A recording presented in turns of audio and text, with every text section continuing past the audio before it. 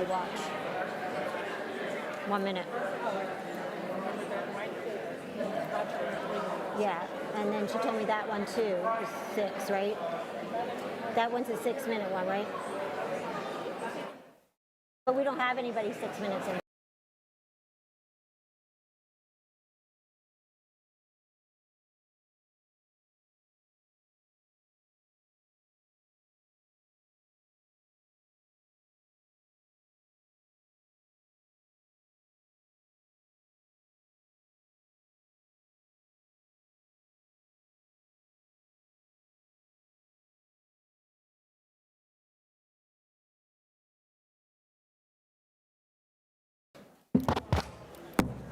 Good evening.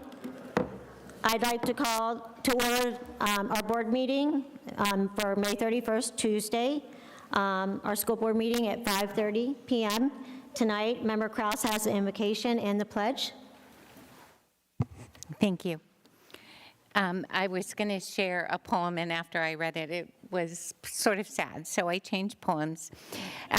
This is my wish for you: comfort on difficult days, smiles when sadness intrudes, rainbows to follow the clouds, laughter to kiss your lips, sunsets to warm your heart, hugs when spirits sag, beauty for your eyes to see, friendships to brighten your being, faith so that you can believe, confidence for when you doubt, courage to know yourself, patience to accept the truth, and love to complete your life. That's by Ralph Waldo Emerson. If you'll join me in the pledge and then a moment of silence for Uvalde, Texas.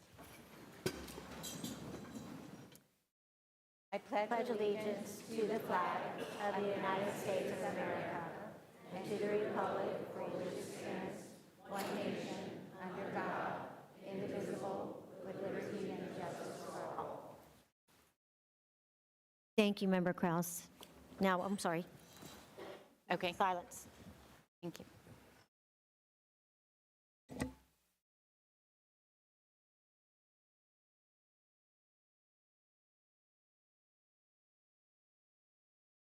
Thank you. You may be seated. Thank you.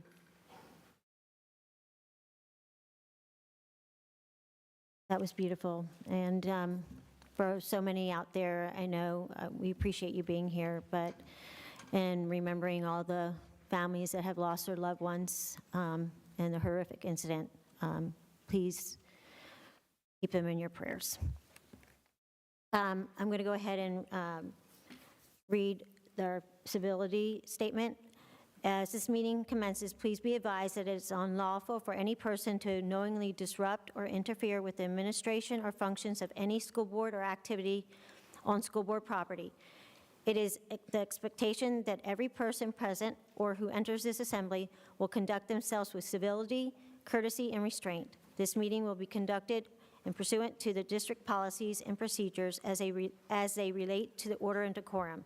Disruptive behavior and actions are counterproductive and to the advancement of pertinent district business. Therefore, each individual is warned that failure to conduct oneself with civility and propriety may result in removal.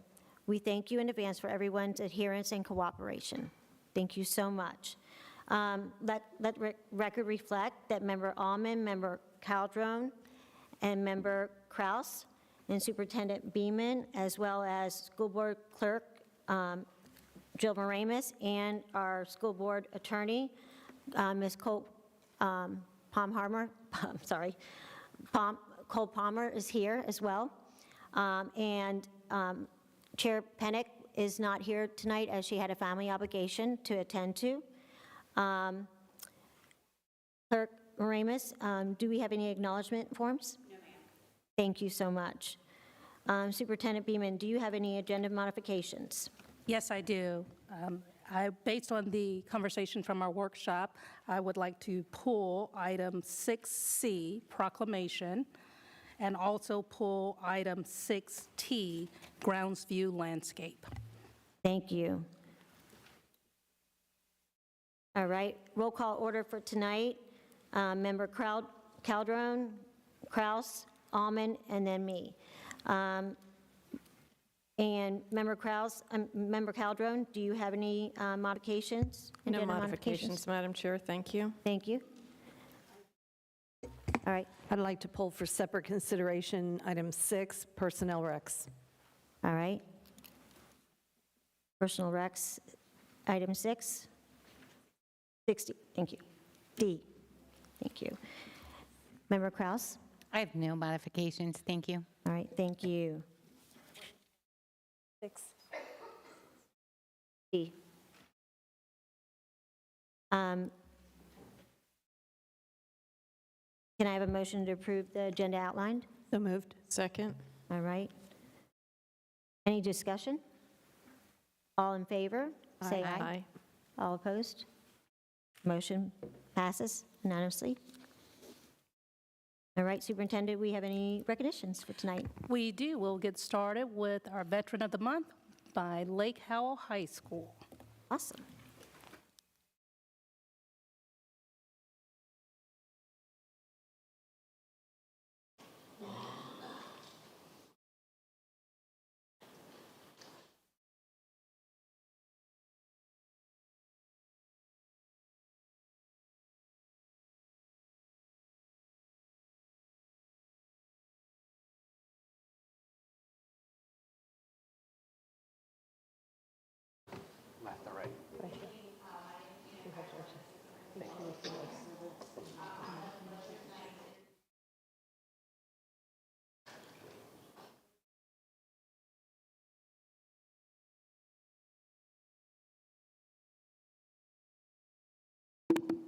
Yep, there we go. All right.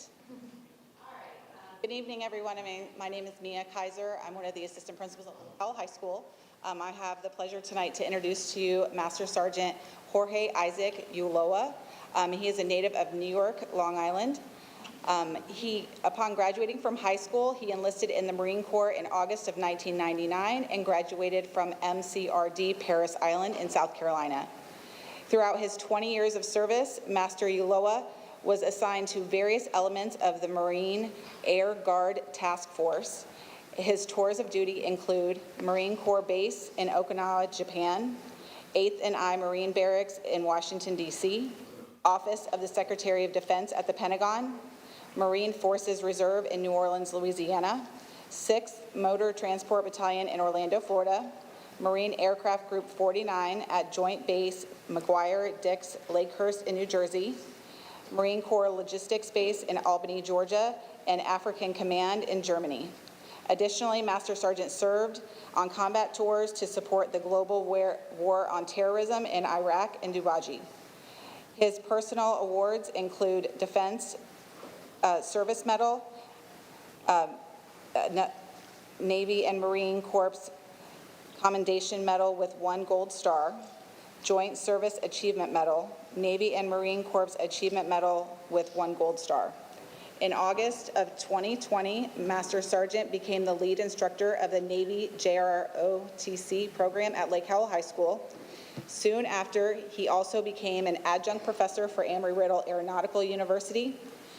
As such, he also teaches in uncrewed aviation systems and ground pilot operations to cadets from Lake Howell. Master Sergeant Ulloa's formal education is comprised of graduation from professional development academies at the Marine Corps University and the National Defense University. Also, he graduated with a psychology degree from the University of Phoenix. He is currently pursuing a Doctor of Education degree from the University of Central Florida. Master Sergeant is married to his lovely wife, Andrea, who also works for Seminole County Public Schools. Together, they parent Isabella and Alexander. Master Sergeant and his family live happily in Oviedo, Florida.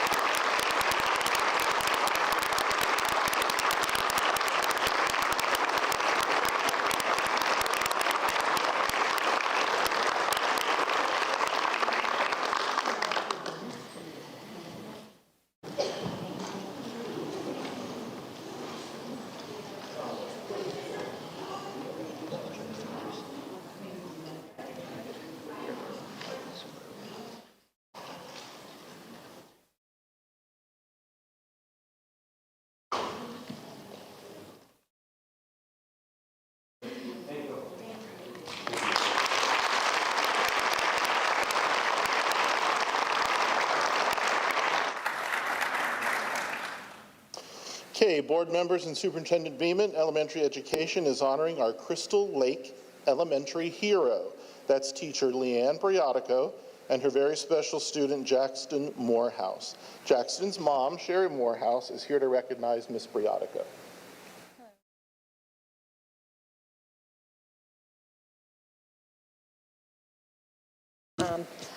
Instead of coming up with some type of speech or something, I thought that I would actually just share my feelings that came shortly after about the whole incident had happened. I did write it on Facebook to try to, to get it out there how important our teachers are and how much more they do than just teach our kids. So I'm just going to actually read what I wrote on Facebook. Actually, this is exactly how I felt shortly after it happened. Says, I'm not sure how to thank someone for saving your child's life. Anything and everything that comes to mind just doesn't seem like it's enough. Miss Bradico is my son's third grade teacher at Crystal Lake Elementary School, and she had to do the Heimlich maneuver on my son many times after he was sucking on his water bottle and the cap went down his throat, getting stuck. I was told that he went limp and he lost all color in his face, and she never did give up. She is my hero. I could never thank her enough. How do you really thank somebody for saving your child's life? So maybe if I kept sharing this, she would get the recognition that she deserves. Our kids are very lucky to have teachers. So much more recognition regardless of this post and regardless.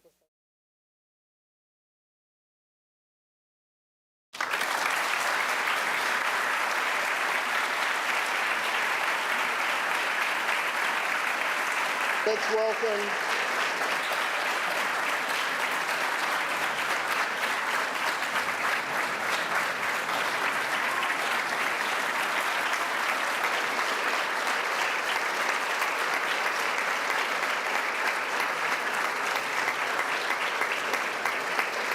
Let's have Jackson come up as well. Jackson Morehouse, can you come up?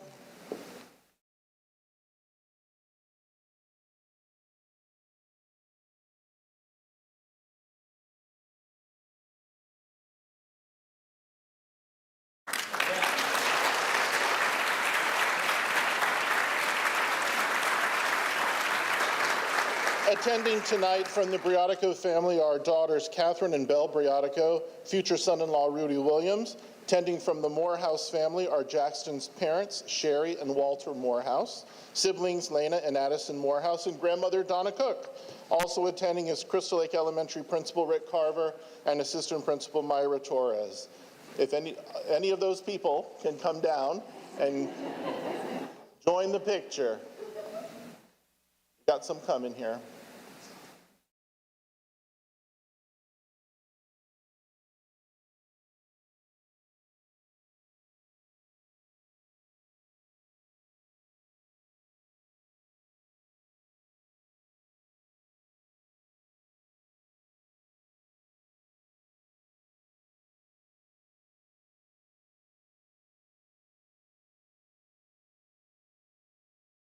Let's give this group another round of applause.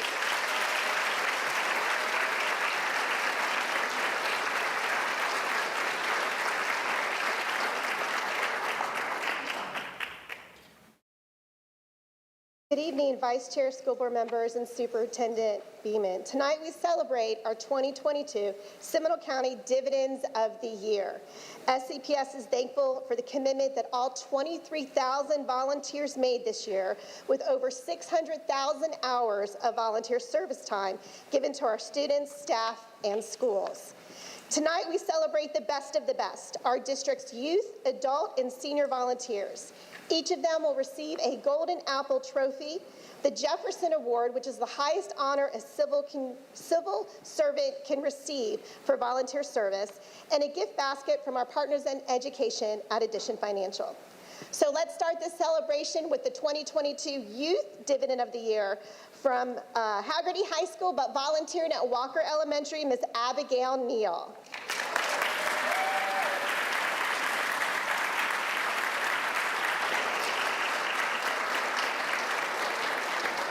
Abigail has spent numerous hours both on and off campus assisting with many projects for Walker Elementary. Abigail volunteered during pre-planning, helping to assist with school bulletin boards and any beginning of the year task that was asked of her, like a good volunteer does. We love that, Abigail. Abigail also assists in Walker's Media Center, checking books, creating reading incentives, and also creating all materials and resources for those incentives.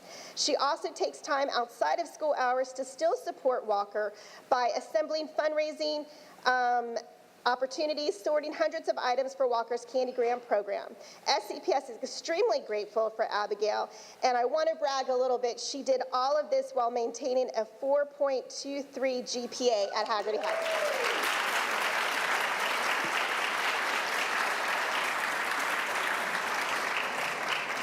We will continue this celebration with the Adult Dividend of the Year from Haggerty High School, Ms. Gaynor Brock Edgar.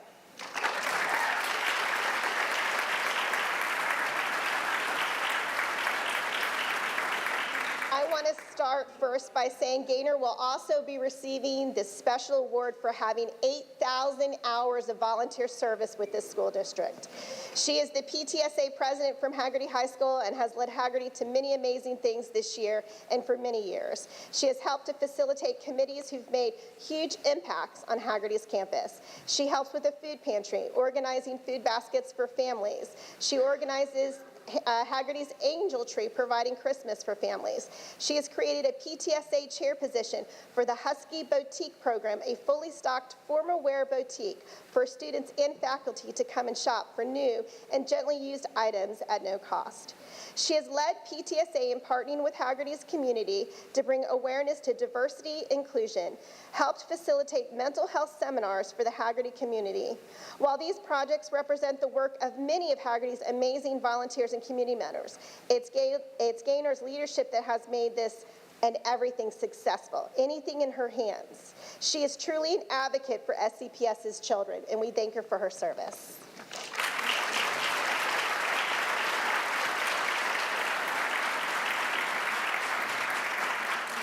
And finally, it is my honor for all of you to meet Grandma Mary, or known as Mary Hooks, foster grandparent from Pinecrest Elementary.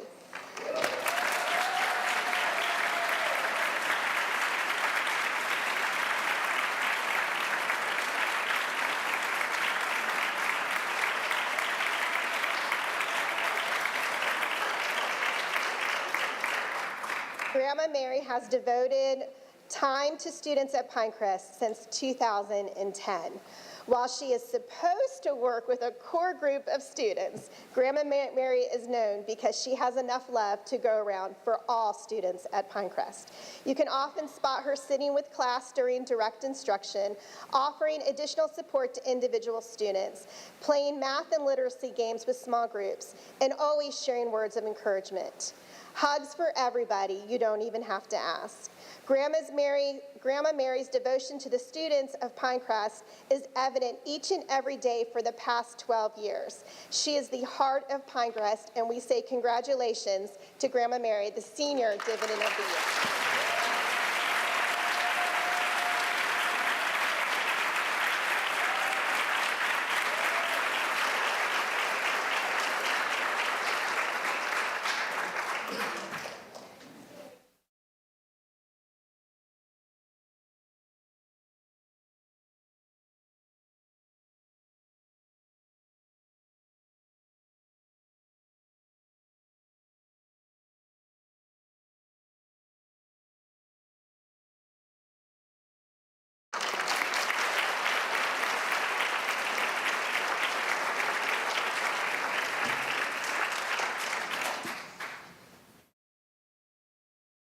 We are very pleased to honor our students who have advanced to the National History Day Finals after placing in the State History Day contest in Tallahassee.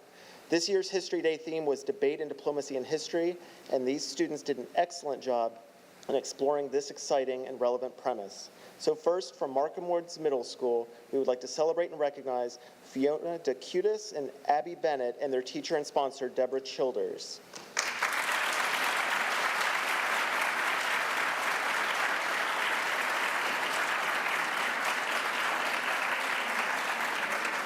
third team entry was in group performance entitled Are Women People? The Debate of the Century.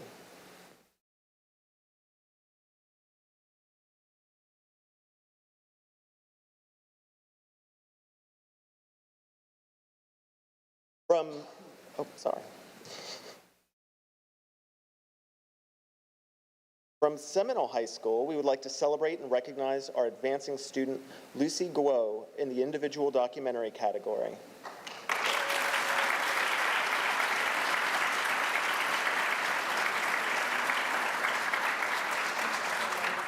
Lucy's entry was titled Global Debate and Diplomacy, the International Women's Suffrage Alliance. Her sponsor is Adam Carpenter.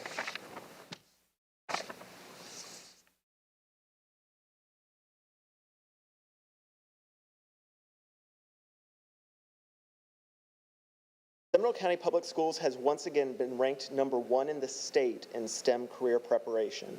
Tonight, we are honored to recognize students who've achieved excellence in showcasing this learning alongside their own creativity and ingenuity by completing exemplary original science research and engineering design projects. Some highlights of their work include SCPS students won 2 of the 8 middle school and 4 of the 8 high school categories at the Lockheed Martin Science Challenge. We had 2 middle school students named in the top 300 National Broadcom Masters and 2 high school seniors named in the top 300 National Regeneron Science Talent Search. We had the winning projects at the Florida Nelson Ying Science Competition and at the International ASU Walton Sustainability Solutions Competition. We won 2 of the middle school categories and 2 of the high school categories at the State Science and Engineering Fair, including winning 1 of the 8 grand awards. And we had 3 students win awards at the International Science and Engineering Fair. But before we recognize these students, I wanted to recognize some very special members of the teaching and learning team who work hundreds of hours a year putting together our science competition, it feels like a day, and putting together our science fair competition and really working with our students and teachers to make this event a possibility. So our science fair coordinator is Rachel Novella. She's in the back there, and she makes the whole thing work. We also have Christy Seitz, who's our middle school science specialist, and April Barnes, who's in the back, our elementary school science specialist.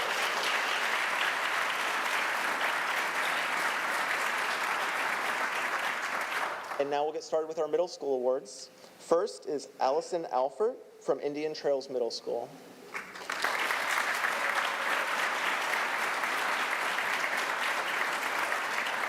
Allison won first place in animal sciences at the Florida State Science and Engineering Fair.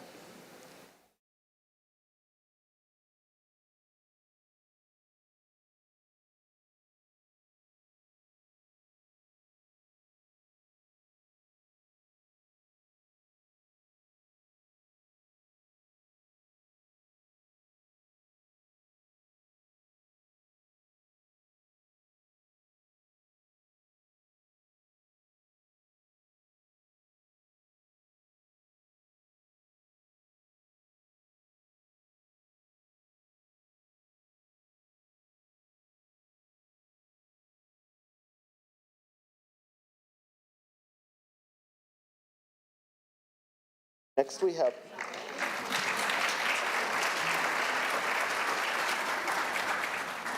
Bailey McDowell from Millennium Middle School.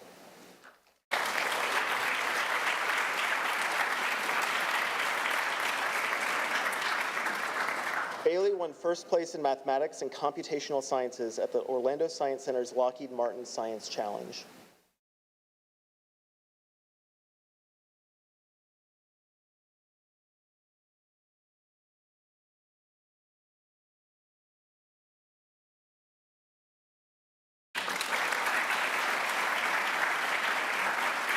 Next is Brenda Maciel from Lawton Childs Middle School.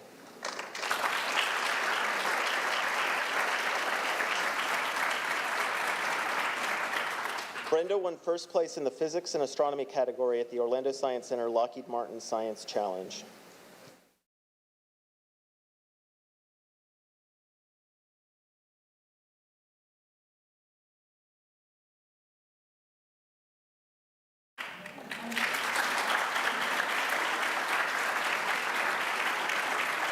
Student who couldn't be with us tonight is John Lee from Jackson Heights Middle School, who won first place in chemistry at the Florida State Science and Engineering Fair.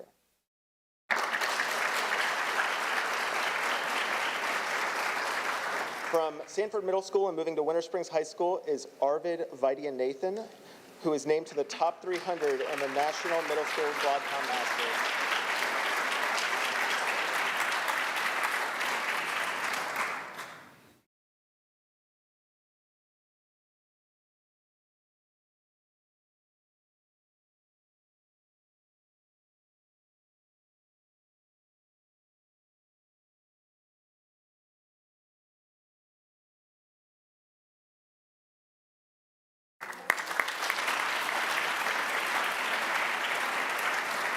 And from Jackson Heights Middle School, we have Moitri Santra, who won second place in environmental engineering, along with several special awards at Florida State Science Fair.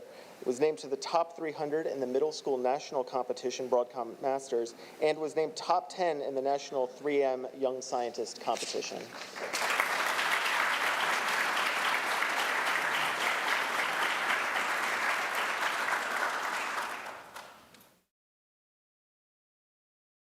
From Oviedo High School, we have Eleanor Duffy, who won first place in Earth and Environmental Sciences at the Orlando Science Center Lockheed Martin Science Challenge.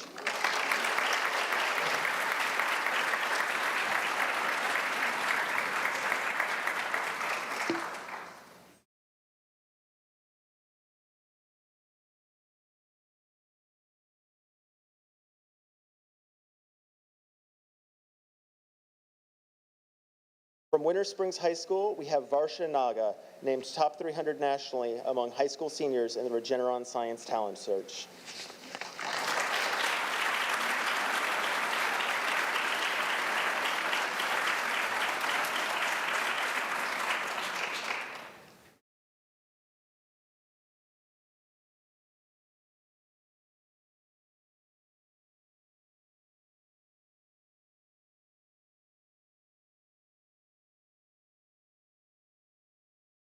From Haggerty High School, we have Anushka Seal, who won a special award at the International Science and Engineering Fair from the Drug, Chemical, and Associated Technologies Association.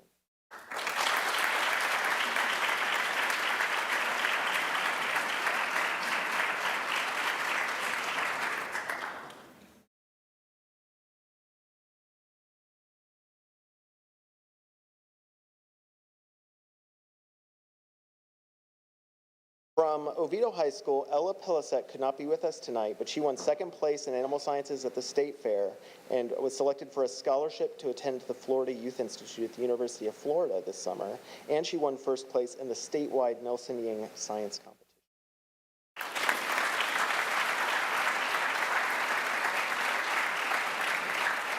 From Oviedo High School, we have Alexander Sobek, who won first place in physics and astronomy at the Florida State Science and Engineering Fair.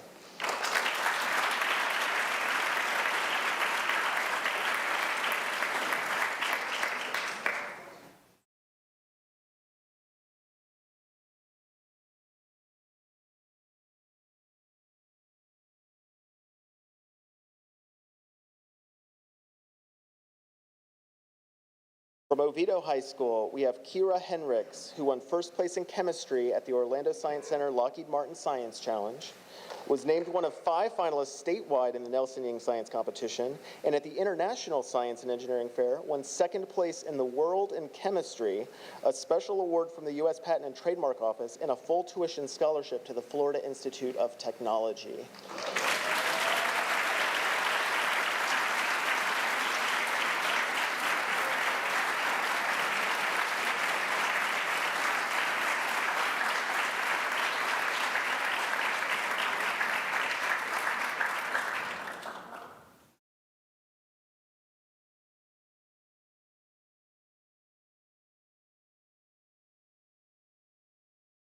From Winter Springs High School, we have Annika Vaidyanathan, who won first place in physics and astronomy at the Orlando Science Center's Lockheed Martin Science Challenge, won second place in physics and astronomy at the Florida State Science and Engineering Fair, was named in the top 300 nationally among high school seniors in the Science Talent Search, and at the International Science and Engineering Fair, won second place in the world in physics and astronomy.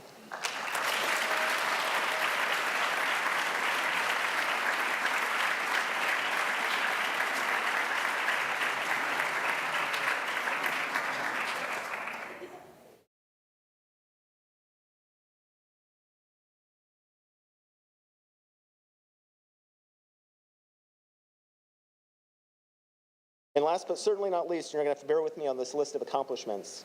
Ishika Nag from Oviedo High School won 3rd place in the state for her research poster at the Florida Junior Science, Engineering, and Humanities Symposium, with nomination to a national competition.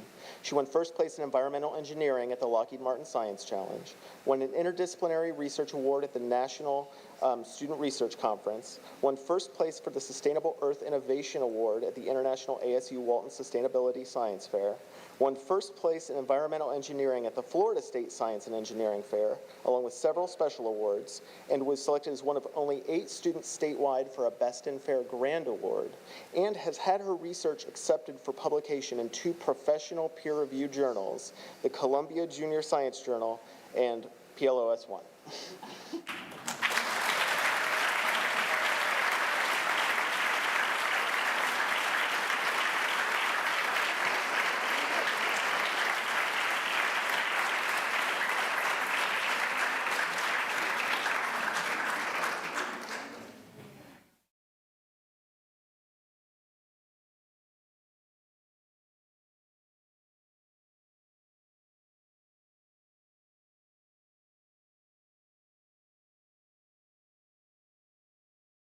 All right, so I don't have all those accolades to talk about, but we have some athletes that are in the house tonight, and we're going to recognize the state champions.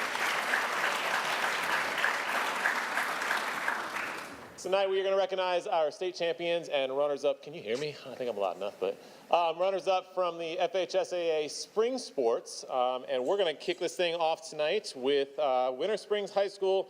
We got a lot of track champions that you're going to hear about tonight, so I'd like to invite up Caroline Wells. Come on up.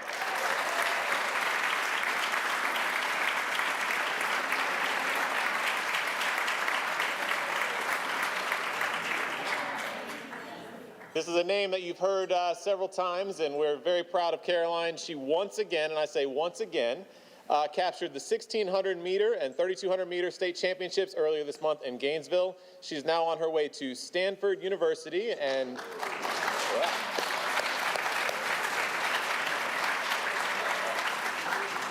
And she leaves Winter Springs High School, listen to this, as a 9-time state champion.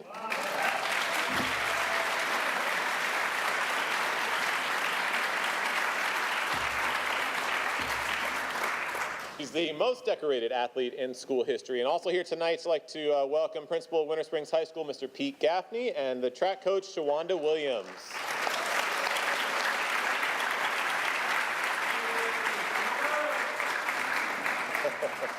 Papa Gaff says, go Bears.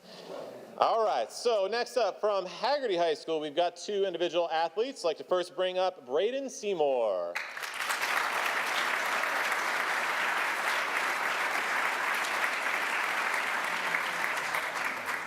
Braden led the 4A 1,600 meter race wire to wire en route to the fastest time posted in the FHSAA state finals in all classifications with a time of 4 minutes and 11 seconds. And later in a sequence of the meet, he finished as a state runner-up in the 3,200 meters with a time of 9 minutes and 13 seconds. In March, Braden was one of the 5 athletes to break the 9-minute barrier in the 3,200 meters at the FSU relays with a time of 8 minutes and 59 seconds. Both of these times are school records. Congratulations, Braden.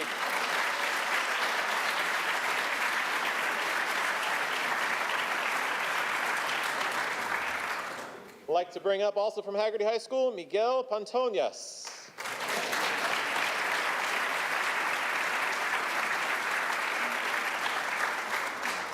Miguel was the state runner-up in the 800 meters, finishing with a time of 1 minute and 50 seconds. And during the regular season, Miguel also posted top times in the state in the 1,600 meters with 4 minutes, 18 seconds, and in the 3,200 meters with 9 minutes and 31 seconds. Congratulations, Miguel.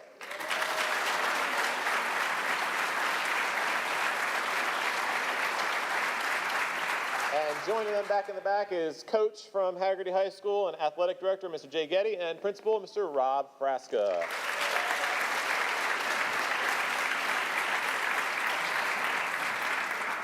Moving next to Lake Mary High School, I'd like to welcome our state runner-up in track as well, Markel Jones.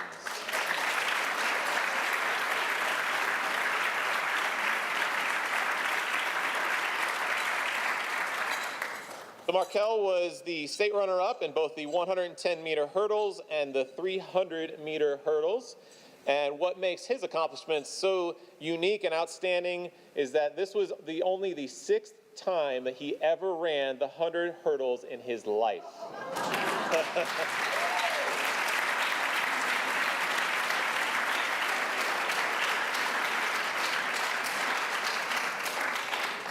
And he finished with a school record in both events and is the state runner-up who actually came in second to the #1 runner in the nation. So I think that's a pretty good feat in his first time out.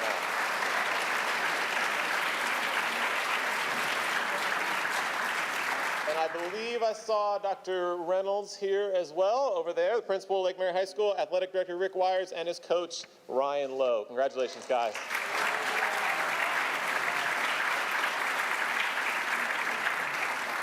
Moving on to Seminole High School. In track and field as well, our first team that we're going to bring up here is Amari Turner, Tyreek Lewis, Marche McDonald, and Trerell Beckford.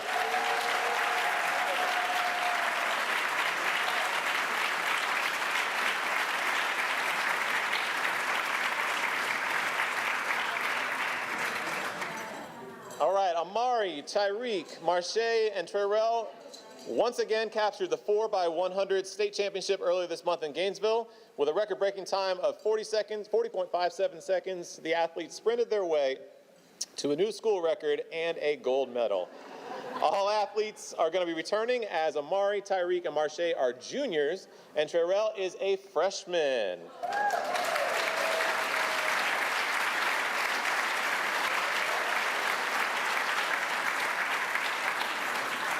All right, so Amari, Tyreek, and Marche, stay here. We're going to add one person to your group there, Chasen Johnson. Come on up, Chasen. You're not here today? All right, well, these guys, let's talk about them again. Amari, Tyreek, Marche, and Chasen placed second in the 4x400 state championship earlier this month. It was a tight race, and the athletes competed very well, placing second only by milliseconds. All athletes, again, are going to be returning as these young men are juniors, and Chasen is a sophomore. Congratulations.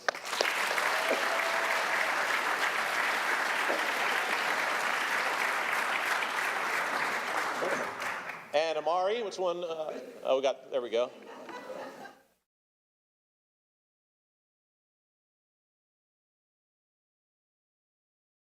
And I want to recognize Amari now for an individual event. He competed extremely well with a photo finish for the 200 and a personal best in the 100 for the state championship earlier this month.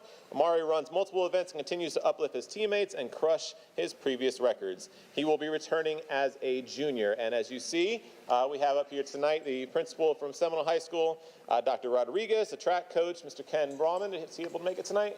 No? All right, and then we are very proud of you guys. Congratulations to all Seminole athletes.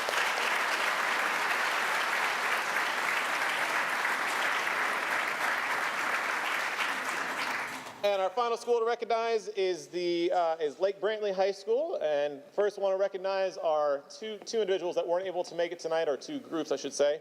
The softball team just competed this past weekend, and we're runners-up, so let's congratulate them.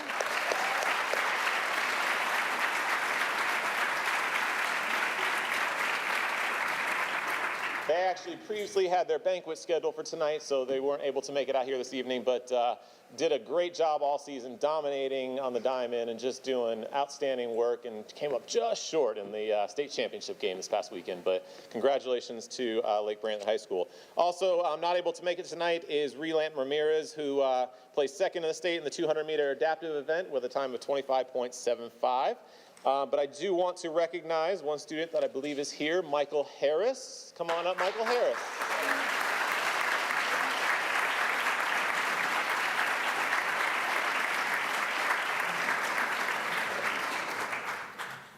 Michael is in his first year as a long jumper, and he competed and jumped a distance of 6.92 meters, which is 22 feet, 8.5 inches. And he finished second in the state championship. So congratulations to you, sir.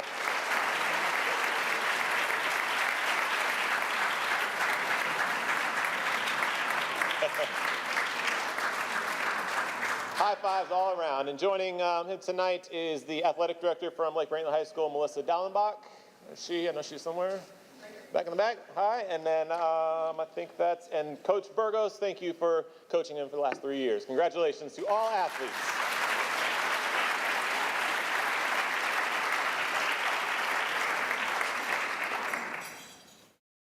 All right, well, I'm going to get to adults now. So if we have learned nothing over the last 2.5 years, it's how vital our health services team members are to our district. And any of you who have worked with me know how excited I am to announce this next person, our new health services coordinator, Michael Weiderman. So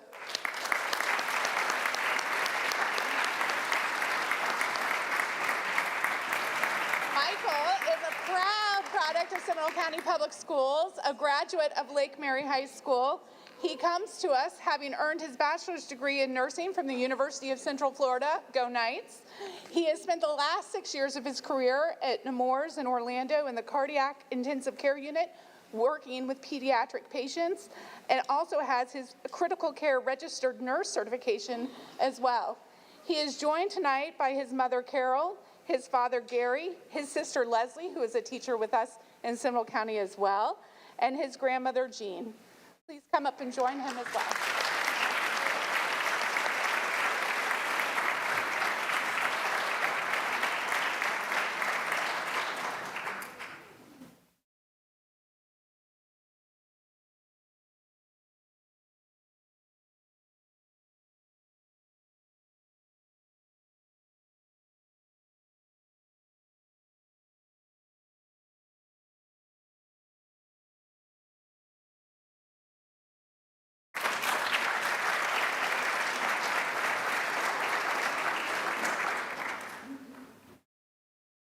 So I have the pleasure of introducing our next Director of Early Learning, which is our VPK 4-year-old program. So the kids that you saw up here tonight, keep your eyes open because 11 years from now, these kids that are going to be working with our VPK program will be the recipients of all of these awards. So we're very proud of them.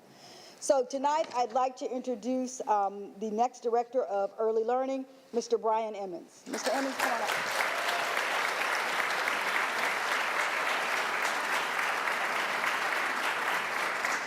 Mr. Emmons has had the pleasure of working with Seminole County Public Schools for 26 years.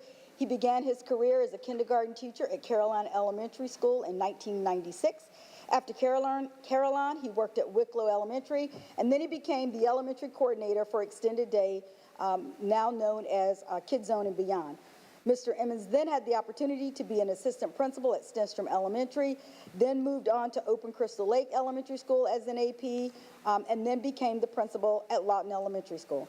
In 2017, he was asked to reopen Longwood Elementary as the principal, and he is now looking forward to a great opportunity of working as the Director of Early Learning. Mr. Emmons is a wonderful principal, and we're excited to have him join us. With him in attendance tonight is his wife, Denise Emmons, which he affectionately calls Superwoman of a wife, and his rock for almost 23 years. Miss Denise, if you would come up. He also has his sons with him, Graham, who is attending FGCU, Hayden, soon to be a senior at Seminole High School, Landon, a 7th grader at Sanford Middle School, and his daughter, Lainey, a sophomore at Seminole High School.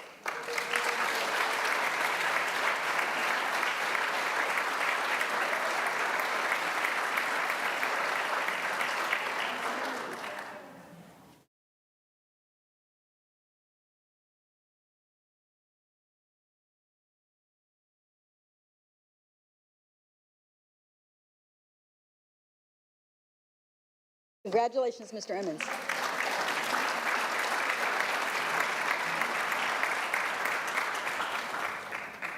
Good evening, Vice Chair Sanchez, board members, Superintendent Beeman. What an all-star night. It is a great pleasure to announce our next Director of Transportation Services, Stan McKenzie.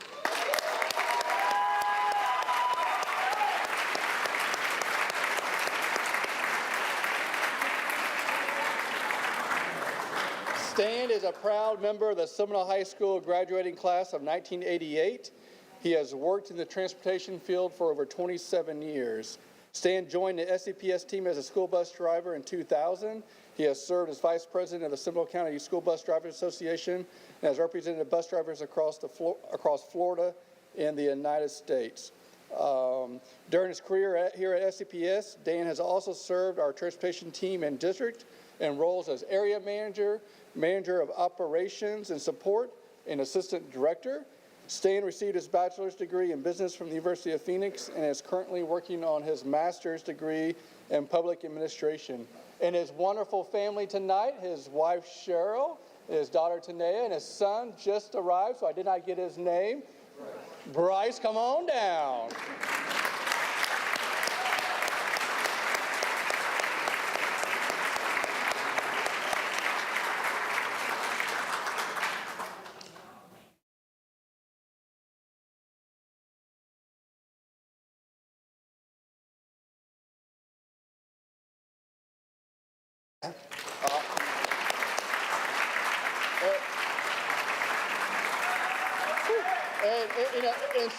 And since I have the podium, I'd be remiss with our current Director of Transportation, Julie Murphy, who, oh yes, you're retiring.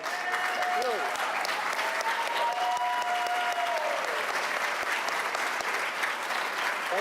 Thank you, Julie, for all the years of service.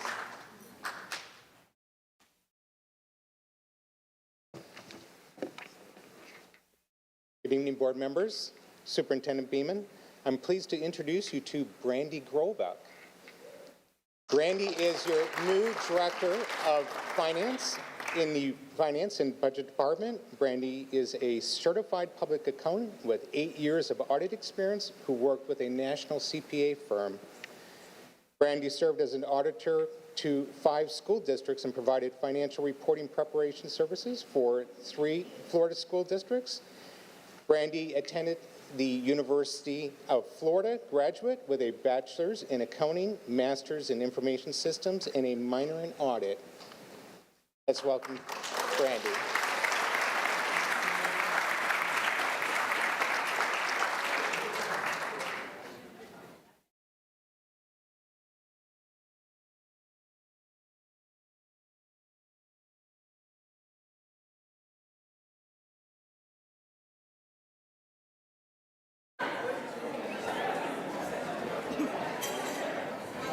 That's why I walked up here. I think there's, gosh, she added, so I don't know. Microphone's on.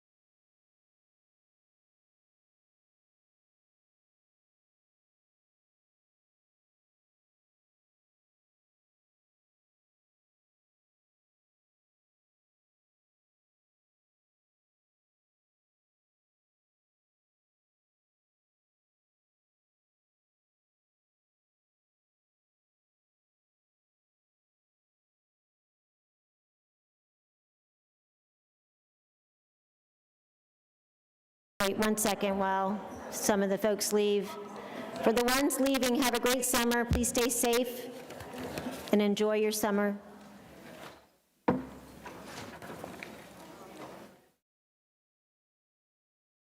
That was so nice seeing all those wonderful recognitions and so many phenomenal students that dedicate so much to their education as well as to extracurricular activities. And it's so nice to see such fine students and represent Seminole County. As you know, we have so many wonderful students and teachers and faculty that are just amazing. So thank you all from the bottom of our hearts.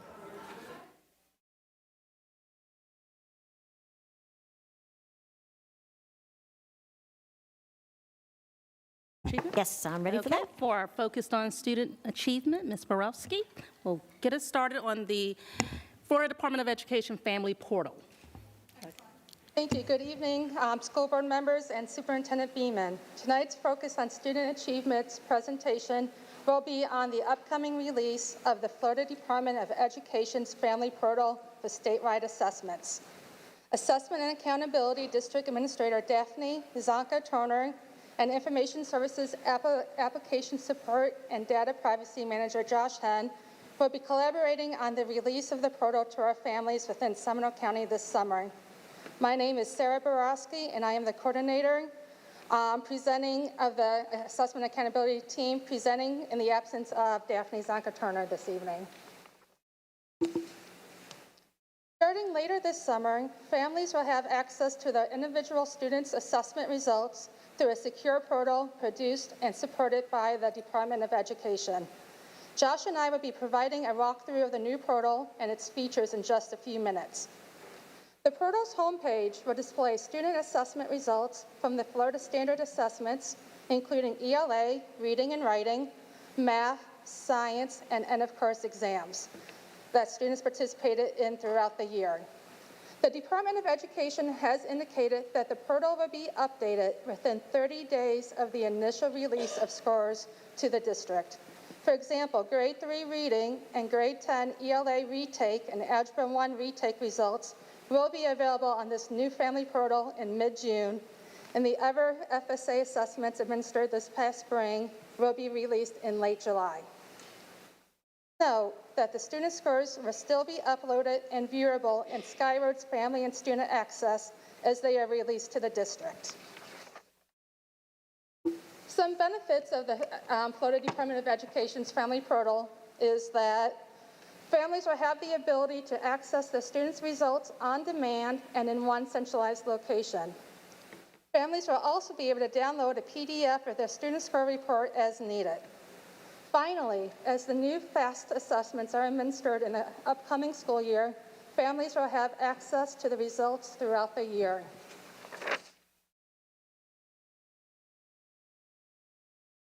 Assessment and Accountability has begun to and will continue to communicate with schools regarding the release of this new portal. Information on how to access the Florida Department of Education Family Portal will be posted to the school and district websites, and messages will be released to families as new scores become available. Information will include parent letters, a presentation of how to access and understand reports, as well as other Florida Department of Education and district-produced materials will soon be made available. Josh Henn will now share the process families will use on how to access the Florida Department of Education portal via Skyward. Josh? Information Services work with Assessment and Accountability to provide access to this new portal directly from Family Access and Skyward. So parents, and families, and students will be able to log into Skyward, and they will see a new link in the top right-hand corner called District Links. Clicking on that link will give them the option to select which student they'd like to view. Once they do, it'll log them directly into the portal. This short video will show you that process and how simple it is. At this point, the parent has already logged into Skyward Family Access, and all they have to do is navigate to that top right corner, click on the link, select the student they want to view, and it will pop them right into that portal. If a parent has trouble accessing that portal, they should contact their child's school. The child's school can help access Family Access, and if there's still difficulty from there, there's a second option to access the portal. Parents can log in manually with a secret access code that the school will be able to provide, the student's first name. Once they do, they will have access, they'll have access to that portal just as if they logged in through Skyward. Go ahead and take a look at that home page that families will soon be able to see. This slide is an example of what families will experience when they access the Florida Department of Education Family Portal. Displayed is an example homepage from a fictitious student that was provided to us by the department. The number 1 represents your student's details in the blue box on top. The top of the family portal displays the student's name, ID, and date of birth. You can check these details to make sure that you are viewing the reports for the right student. Number 2 is the little note cards throughout the screen. It's called the landing page. The home page displays information for each subject in which the student completed a test for this school year. For example, on this page, you will see that the student participated in the English language arts, geometry, and Algebra 1 EOC. The number 3 represents the student's score. Your student's scale score for a test will appear in bold font near the top of the subject information. Under the scale score, you will see a bar graph. This bar graph displays color-coded sections for the performance levels on the test. An arrow will show you which performance level that your student earned for the test, and a description below the graph explains what this performance level means for test students' test results. Number 5, if a parent were to click on View All Test Results, to see the results for every test your student completed in a particular subject, you can click View All Tests for that subject. A new page will pop up showing you the test results for each test that student completed in that subject during that school year. For example, next school year, results from the FAST assessments will be viewable from test 1 through to test 3. Number 6 represents the View Detailed Reports button. To see an individual score report for a test, you can click the View Detailed Report button. A pop-up window will appear, allowing you to download the individual score report along with a guide for understanding the results. And finally, number 12 represents the school year. The Family Portal displays the student test results for the current year by default. If you want to see a student's test results for a previous school year, you will click the year beside the word school year in the heading. A list of years will appear, letting you select a different school year or multiple school years. Just as a reminder that grade 3 reading results will be available in the Family Portal in mid-June, and grades 4 through 10, ELA, math, science, and EOCs will be available in late July. The points of contact will be your student's principal, or at the district level, Daphne Zonka-Turner, whose contact information is provided on the slide. And that is our focus on student achievement. Oh, sorry, I was off. Thank you so much. We appreciate it. Anybody have any questions? Thank you, appreciate it. So sitting down, remember anybody can that wants to get onto their password Skyward, please look it up, and we can see, or not we can't, but teachers can see how many times you've logged in, or you need to update any information or emergency information. The summertime is the perfect time to do that as well. Right, so now we are, board members, do you have any items for discussion? Member Calderon? No, Madam Chair, I'll make my comments under board member comments. Okay, thank you. Ditto. Okay. Member Krause? If I may just take a liberty, tucked away in our addendum on information item only, on Wednesday, May 25th, the Florida Department of Education released statewide results for our third grade English language arts assessment. Overall, 62% of our third graders scored level 3 or higher, which is 9% higher than the state average. Seminole County continues to rank first in Central Florida, first among Florida's 14 largest school districts in third grade English language arts proficiency. Among all 67 districts, Seminole finished tied for 5th, which is one level improvement over the 2021. Thank you, teachers, parents, and students. Outstanding performance. I just wanted to highlight that because not everyone would see that. So thank you for giving me the option. Thank you. And, with the 2 years and the children losing so much time within that, it's really important to acknowledge how hard they have worked, as well as their teachers and faculty members, to get them caught up. And so many parents and teachers are working over the summer diligently to still continue to work with their children to get them where they need to. So a reminder, continue reading nightly with them if you can. Share vocabulary words. That's just a teacher in me. All right, I'm going to have, we're ready for public comments. I'm going to have Member Krause, will you please read the public comment statement? Yes. Policy 0169.1, public participation at board meetings. The purpose of the public participation segment of the board meeting is to allow the public to address matters within the board's jurisdiction and not for resolving individual grievances or disputes. Public comments related to education, the board agenda, and the district are welcome and encouraged. To maintain orderly conduct, the public comment segment of the meeting may not be used as an open forum to discuss matters unrelated to education, to support or oppose candidates for public office, including presentation of political and/or campaign issues, announcing candidacy and/or campaigning, or to engage in commercial speech, attempting to sell a service or product to the board or the public. Nor is it a forum to address matters involving disciplinary actions of any kind, pending claims, complaints, or litigation against the district or district personnel.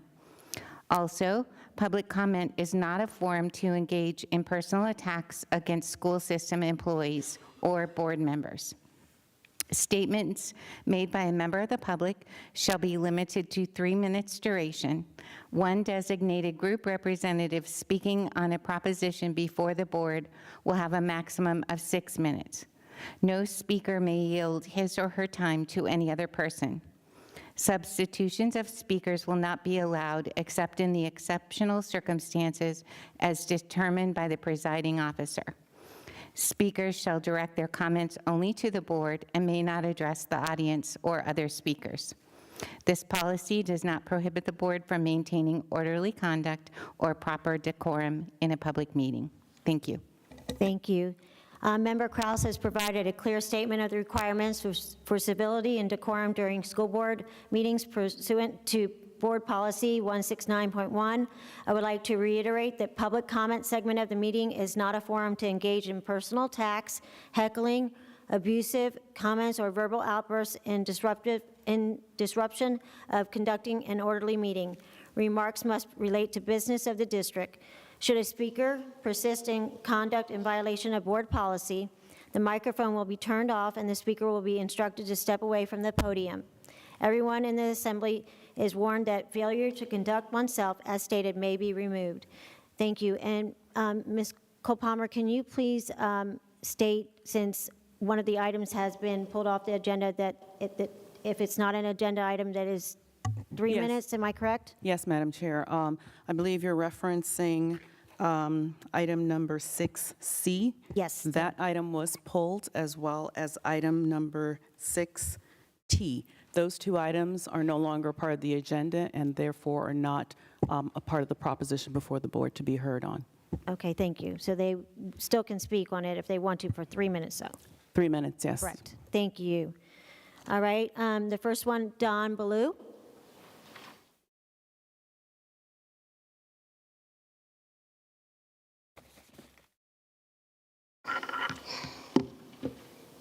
Hi, go ahead.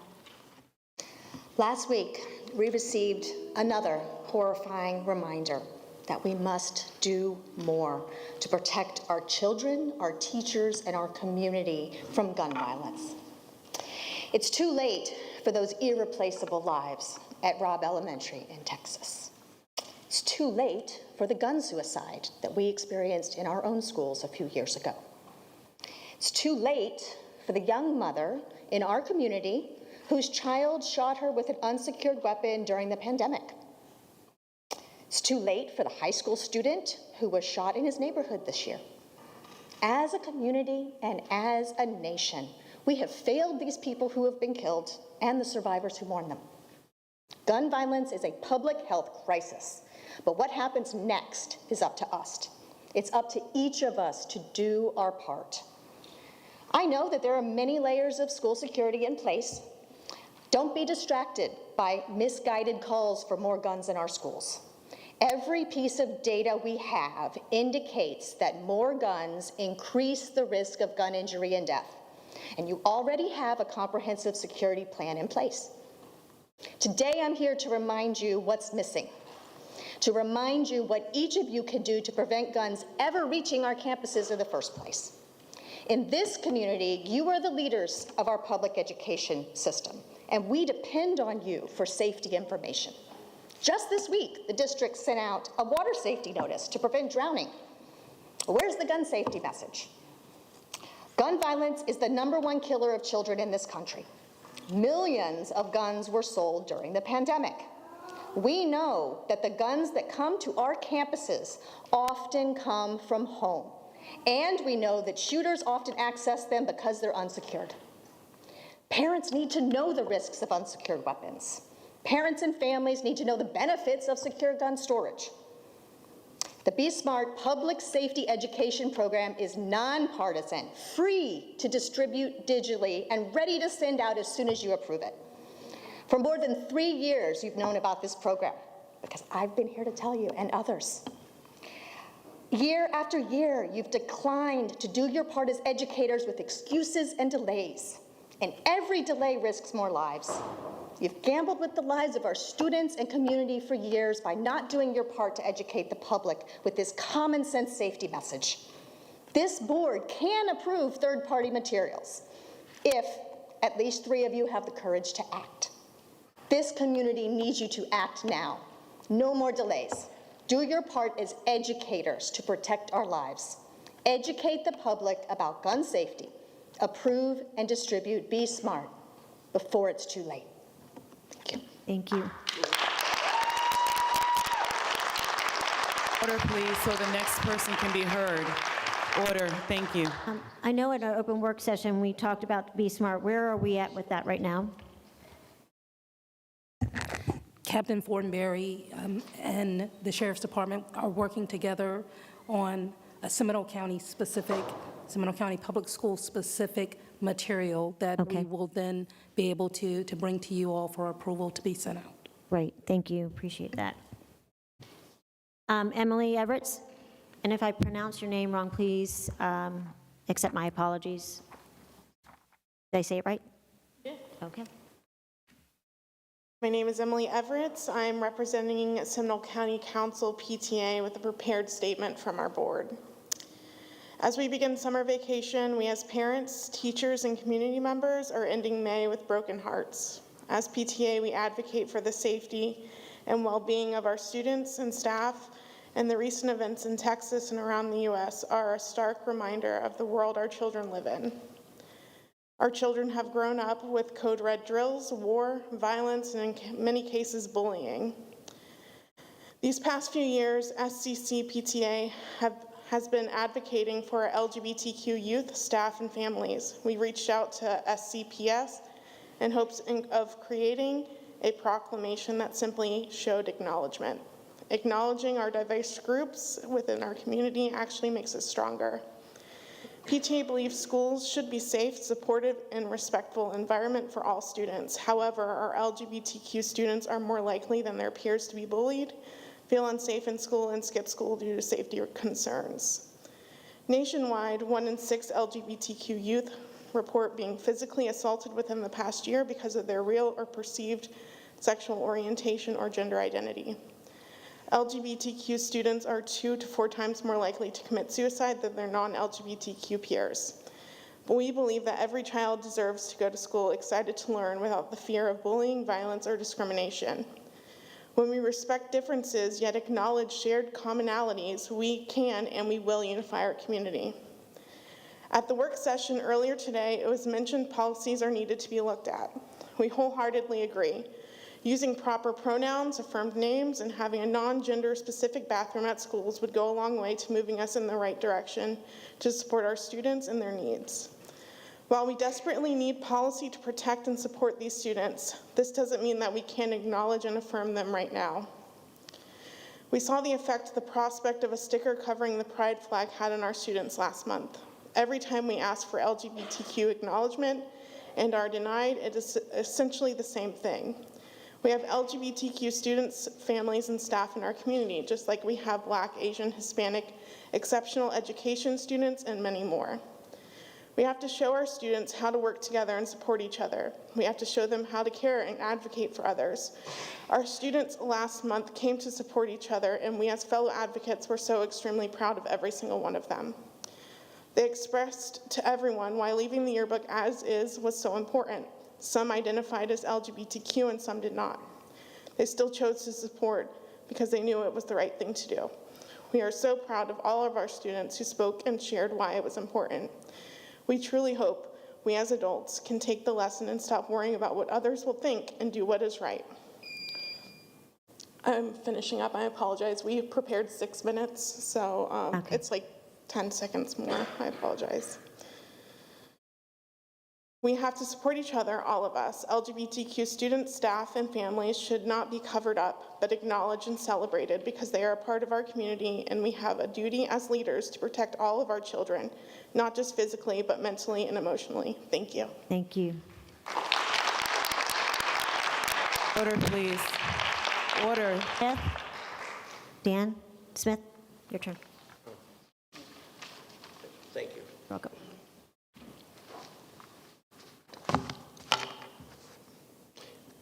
Hi, my name is Dan Smith. I'm a Seminole County resident and father of 2 Seminole County graduates, Lyman High School, teacher in the district, and I presently serve as the president of the Seminole Education Association. For the past week, like many in this room, I've listened to news, opinions, and lots of commentary regarding the tragedy at Robb Elementary, which is the 27th incident of shootings on schools this year. And although I have an opinion on nearly everything, I don't really have an opinion on school shootings, except the fact that I'm against them, and I feel powerless because I have no suggestion opinion, but I do get hope from knowing that there are smart people who do know how better to protect our children in our campuses. I'm speaking tonight to ask you what I've heard on the news to please not consider arming teachers or staff as an option. My 30 years of public education, which is also 30 years of school shootings, I have to think that arming teachers is a very dangerous proposal, and it could be tempting because it sounds like something that could be a quick Band-Aid on this. Teachers by nature are compassionate, compassionate nursing people. They don't have a soldier's heart for tactical actions. We're compassionate, we help students very easily, but to sit them as a target and to take them down as a threat is going to be a little bit of difficulty, and it's only going to make things worse. What's more than likely is going to happen is you're going to take a situation where there weren't firearms, or possibly few, and wind up giving them more. The desire for action is certainly understandable, but we can't really train teachers to do this type of thing, which could take law enforcement many times to get their expertise in because they have trains and tactics. Army teachers can give students more access to firearms, and when more guns are placed in schools, children are more likely to access. Law enforcement doesn't want to arm teachers. The NEA and the FT do not want to arm teachers. I'm asking you not to do it as well. Okay, so please don't consider that as a tactic, and please sit down and listen to some of the experts. Thank you very much. Thank you. Order. Lisa Houston?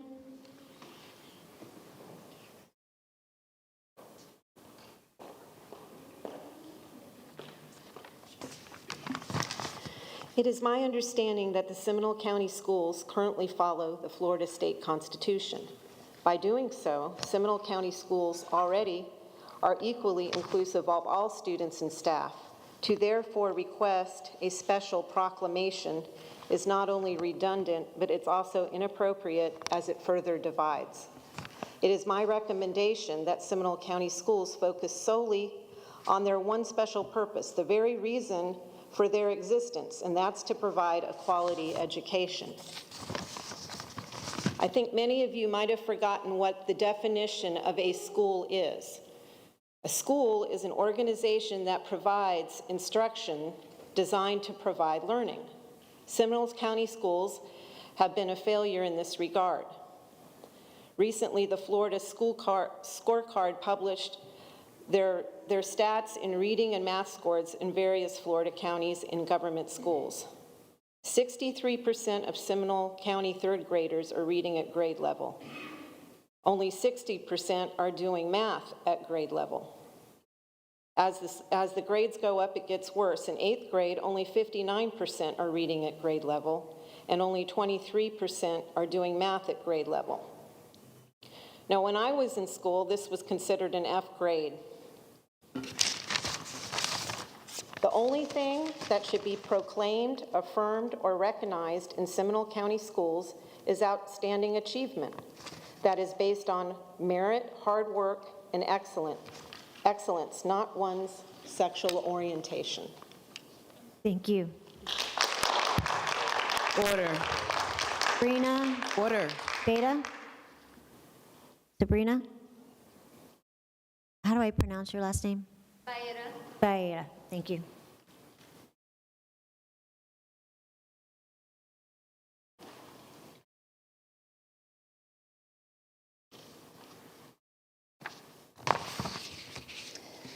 Hello, my name is Sabrina Baeta, and I was a student at Seminole County Public Schools for 8 years, and I'm currently on staff as a substitute teacher. I will be speaking to you today regarding a discussion held earlier where the board expressed a majority dissent against recognizing June as Pride Month and refused to publicly affirm support for our LGBTQ students and staff. Let me start by addressing some of the issues the board brought up at the previous meeting. A member of the board commented on there being a lack of any example proclamations in the surrounding areas, citing that as a reason as to why more discussion was needed before making a decision.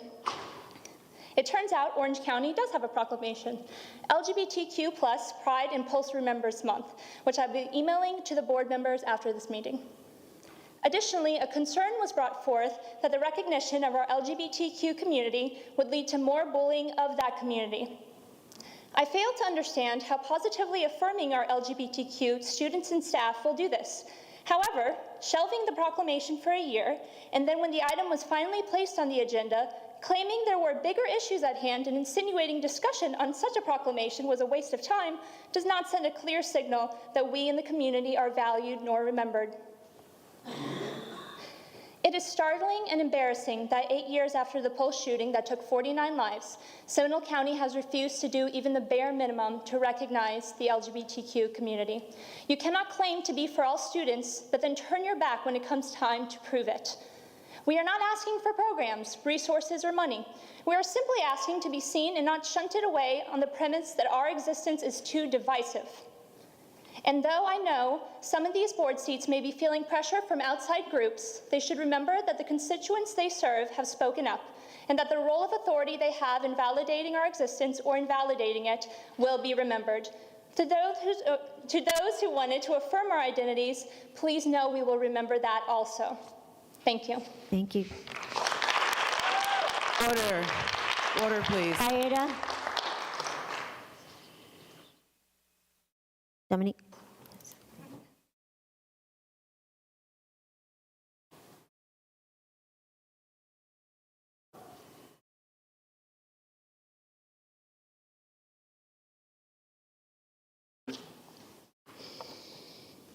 My name is Dominique Baeta, and I'm the choir teacher at Lake Mary High School. This fall, I'm leaving my position to pursue a master's degree in public policy, but before I go, I would like to discuss something near and dear to my heart. I'm a product of Seminole County schools. After moving from Brazil, I attended Heathrow Elementary School, Markham Woods Middle School, and Lake Mary High School. The opportunities my teachers gave me, from after-school choir rehearsals to Saturday SAT tutoring sessions, allowed me to achieve my dream of attending the University of Florida and becoming a teacher. The last time I was in this room, it was to shake Superintendent Walt Griffin's hand. I had earned the distinction of National Merit Finalist. I was invited here and applauded and loved and supported. I'm here today for a very different reason. I have many students who identify as part of the LGBTQ+ community, and I myself am a part of that community. I have taught for 3 years, but during the last 2, I have worn a pride pin on my lanyard to identify my classroom as a safe space for our LGBTQ+ youth. I and many of my peers put the Equality Florida stickers on our windows and doors to help students feel more welcome and accepted. Since taking these small steps, the number of students who express feeling safe in my classroom has exponentially increased. Some of them excitedly tell me about attending pride parades with their friends and family. Others talk to me about the high rates of depression, anxiety, and bullying they experience, often due to lack of support. And others quietly point at my pen, say they like it, and never have another discussion with me about it. Regardless of the exchange, the result is a student knowing there is at least one place where they are safe to be themselves. We had a chance today to make it known that Seminole County is a safe place with a proclamation to support LGBTQ+ students, families, and staff. We had a chance to tell students they are loved and safe and supported in our schools. We have had the chance to do it now for over a year and have chosen not to. We have chosen not to take a measure that would cost us no money and required no extra events or pageantry. All it would really require is some courage. At the school board work session earlier today, when this proclamation was tabled, some of you expressed support, but most expressed opposition. Many of you questioned the necessity of such a proclamation. It was said that, and these are not my words, but points made at the meeting, LGBTQ students bully straight students too. Why should we recognize them? What's next? Anti-Semitism month? And that we can't put this proclamation out when teachers aren't even supposed to have pride flags in their classrooms. I was shocked at the rhetoric used at the earlier meeting and how false many of the statements were. I hope it was just a discussion and not official stances. I'm here as someone who has been in the classroom and in the LGBTQ+ community, and I am telling you, we do want this proclamation. Listen to your teachers and students. Whether you act or not, you are sending us a message. Whether you recognize it or not, I am queer today, and I will still be queer tomorrow. The only difference is whether I and other members of the LGBTQ+ community know we are loved and accepted or not. Thank you. Thank you. Order. Joy Stricker.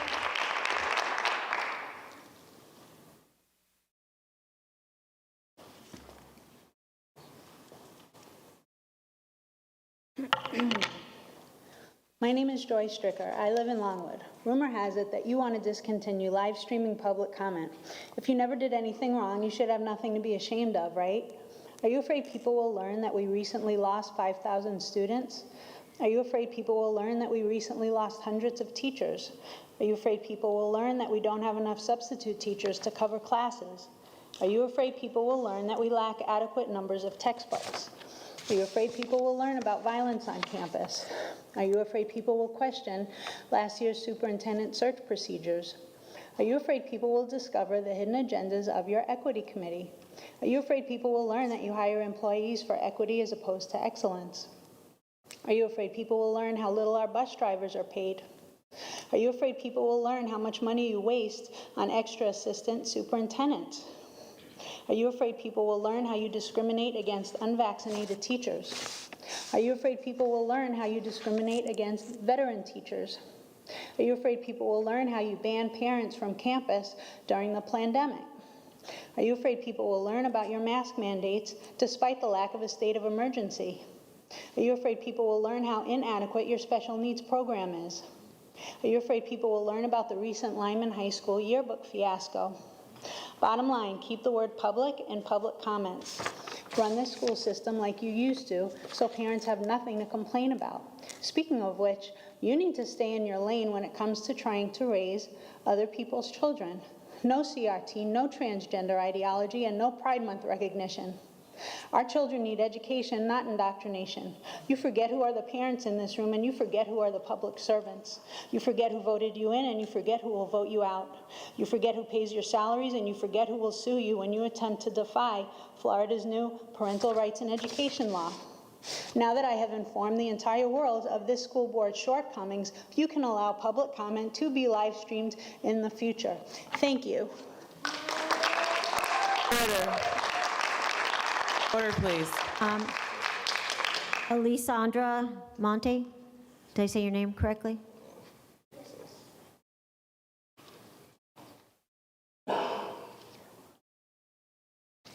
Hello, my name is Alessandra Monti, and I have just completed 6th grade at ITMS in Winter Springs. I mostly enjoyed my first year, and I take pride in my school. However, I am one of the smallest kids in the school, which makes the hallway situation very tough. Me and many other smaller kids get pushed around by 8th graders that run around in the halls without any respect for the 6th graders around them. I have gotten pushed into walls and shoved by inconsiderate 8th graders when I am just trying to get to my classes. The 8th graders push us around, and when I'm leaving 5th period, people come shooting down like they're Sonic the Hedgehog, and I must dodge them to get to my class. The respect for fellow students is very low, and I want public schools to be a safe option for us kids. I have talked to my principal and my dean, but they cannot be everywhere at once. I can easily tell that discipline and respect are not a top message overall from the school board and administration. If so, the principal, staff, and teachers at ITMS would have what they needed to stop the out-of-control students. I do hope that the school board takes this into consideration to make the public schools safer, and that many kids do not want to come to school because of these behaviors. Please help improve this so we can learn and not feel unsafe. Thank you for your time. Thank you. Order. Order, please. Kathy Savage? Kathy? Oh, there you are. Sorry.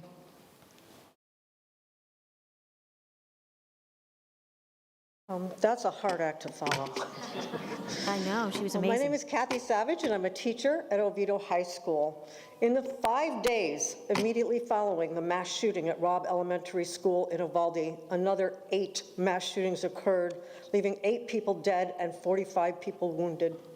And yet mass shootings account for less than 2% of annual gun deaths and are not unique to schools. In fact, 61% of mass shootings occur in the home, and Florida has the 3rd highest rate of mass shootings of all 50 states. As compared to other states, Texas was uniquely prepared to handle mass shootings. Uvalde and local law enforcement officers from 5 different agencies, along with the city's SWAT team, underwent extensive training, which included role play and updating protocols.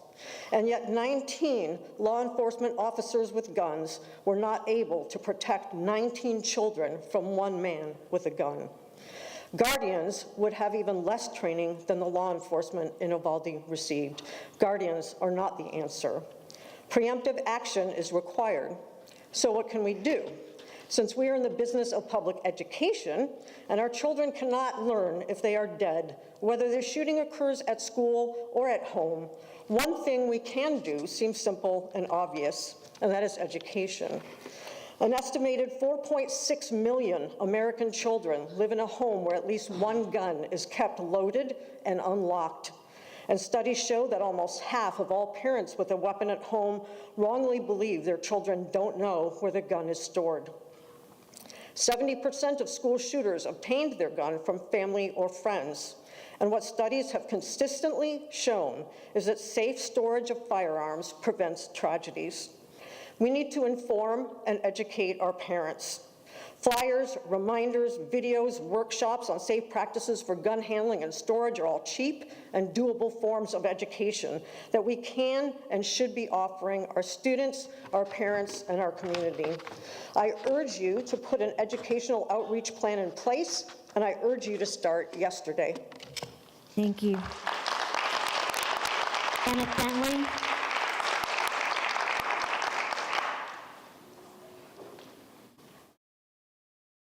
Good afternoon. I'm representing the Barbershop Conversation in Goldsboro Front Porch, and the first thing I'd like to do is say thank you to public servants. Got a hard job, and you've acquired some thick skin over the last couple of years. I know we have elections this year. If you're running, I wish you well. If you choose to stay home and look at Steve Harvey's show, I understand. I understand. Tough, tough, tough. And I also want to look at Ms. Jill. Ms. Jill, somebody should have said this about 1.5 years ago. You had to read some letters during the pandemic, and I know you were very uncomfortable reading those letters. I know the person that you are, so I want to make it official tonight. You're the Employee of the Year. You're the Employee of the Year. Order. I would also like to mention my friends, Mr. Rice and Ms. Faison, and they know why I'm mentioning them. Black history, African American studies, let's work over it over the summer, and let's just include everybody. I know we talk about diversity, equity, and equality, but let's include everybody. I don't even have a problem when you talk about the immigrants. Let the kids know about Ellis Island. You know, you have to be my age or older to know what happened at Ellis Island. That's history. It happened in New York, so that's just a part of history. And one thing I want you to be aware of, never be ashamed of history. Remember I mentioned last school board member, you were not born in 1765. You had absolutely nothing to do with it, nothing to do with it. But the charge now is just to let everybody know about it. Also, I want you to have a wonderful summer. You won't get a summer off because there's always something going on, but still have a wonderful summer. And everybody in this room, I want us to do something for the 2022-23 school year. Instead of say it, let's show it. Let's just show some love this coming school year. Let's show it. Thank you. Thank you. Order. Judy Ning? Where are you, Judy? There you are. Yes, sorry.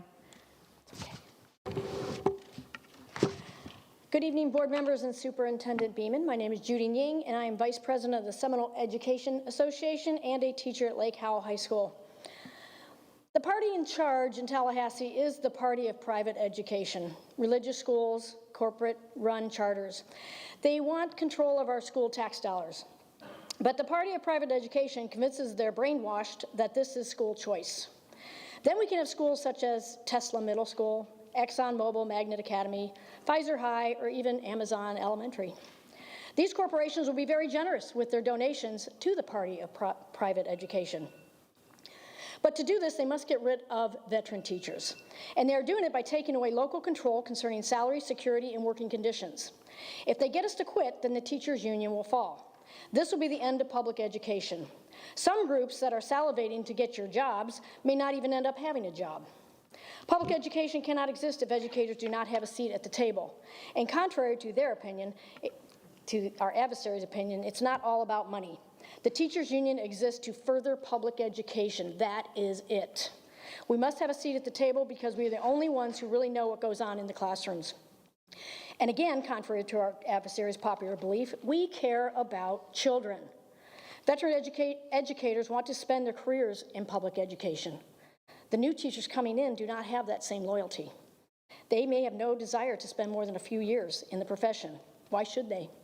They see the writing on the wall. No respect, fight for every dollar, no support. And here's the best reason for them leaving. If the principal simply does not like you, you're just not hired next year. No reason necessary. So, zero security. But this plays right into the grand plan of the party of education. This has been my worst year in 24 as far as discipline is concerned, and it's not just the students. Some parents have been extremely unsupportive. When I insist on rules being followed in my classroom, they have removed their child from my classroom so that they do not have to follow those rules. Rules such as cell phone use, profanity, vulgarity, following the dress code. This erodes authority, and when authority is eroded, our ability to discipline is also eroded. Parents do not want their child in a classroom where the teacher has no authority. We are devoted to making sure every kid is safe and well educated. The events of last week in Texas weighed heavy on every heart of every educator. Our parents must have our backs, our administrators must have our backs, the school board superintendent, you all need to have our backs. I was on the reopening committee. I'm running out of time. I'm going to skip that part. The school board and the superintendent of each school district must get control of discipline, treat your employees with respect and professionalism, be transparent, and work cooperatively with the union. Time is running out. This next school year needs to be very different. Thank you. Thank you so much. Order. Jen Levine? Where are you, Jen? Is Jen here? Where'd she go? Devine. There you are. You were on the ground.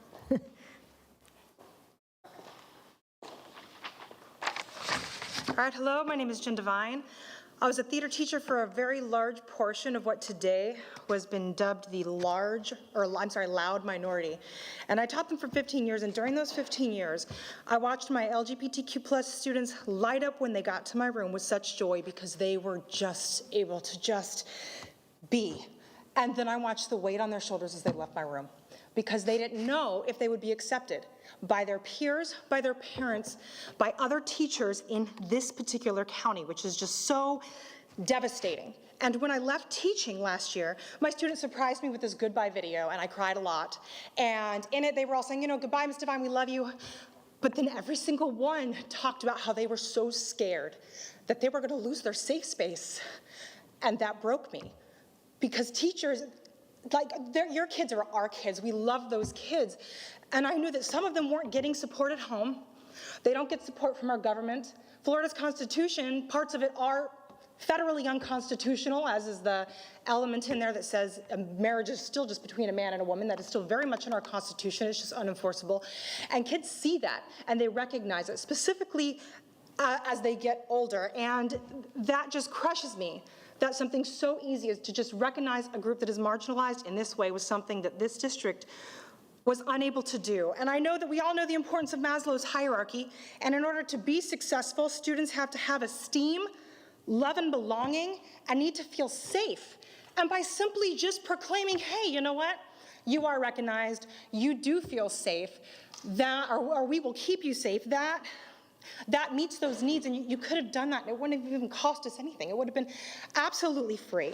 And I know that there were some legal concerns that were brought up, and I'm not sure what's illegal about a proclamation, but I do know there are going to be some real legal concerns in the future, because Bostock versus Clayton County, I know that was a Title VII case, but courts around the nation have ruled that those same provisions protecting students from discrimination against sexual orientation and gender identity discrimination have been applied to Title IX. And Title IX is something that this school district has to adhere to, and they cannot be discriminated against because of any of that. And why is that relevant? Because it shows that they need protection, that this is a marginalized group where you've heard the suicide rates are higher, so I cut that from my speech because there's already been a lot said about that.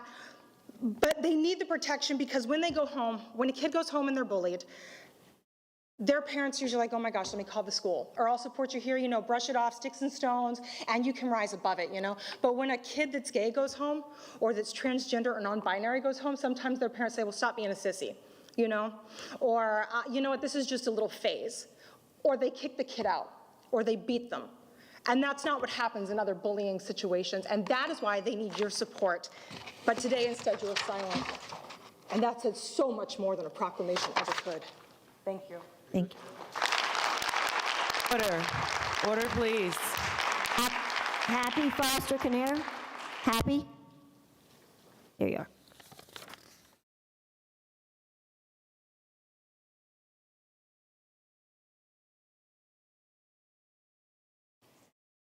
Hello to the school board. Thank you for your time.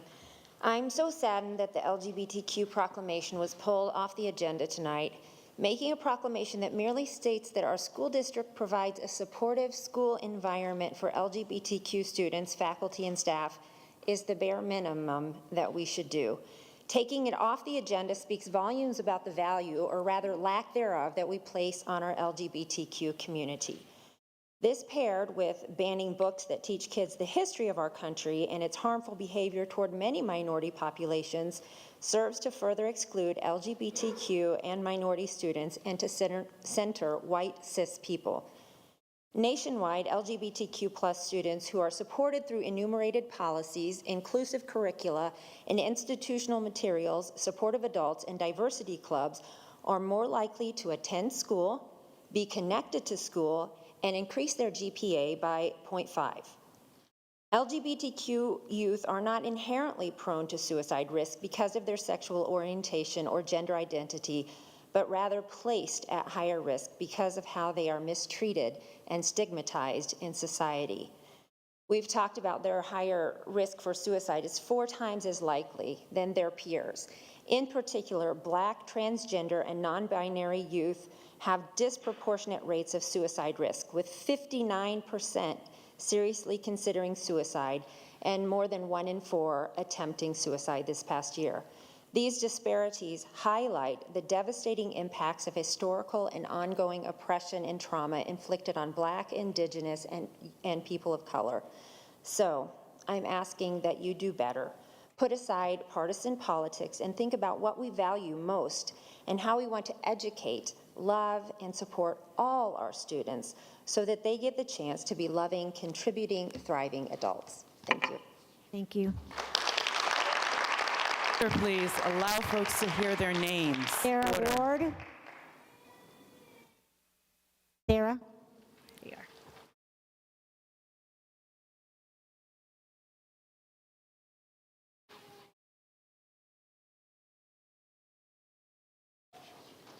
Hello, my name is Sada Ward, the rising editor-in-chief of the Greyhound at Lyman High School. First, I wanted to thank you for your help in overturning the censorship of our yearbook. Even at the very last second before the books were handed out at distribution day, we are tremendously grateful. With that being said, from what we heard at the May 10th school board meeting, we can all agree that the current media student policy leaves room for confusion and subjectivity, and that clarity in our case may have prevented the issue as a whole. As I prepare prepare for my leadership role in next year's book, I face major anxiety as I attempt to wrap my brain around what we can and cannot cover in our book.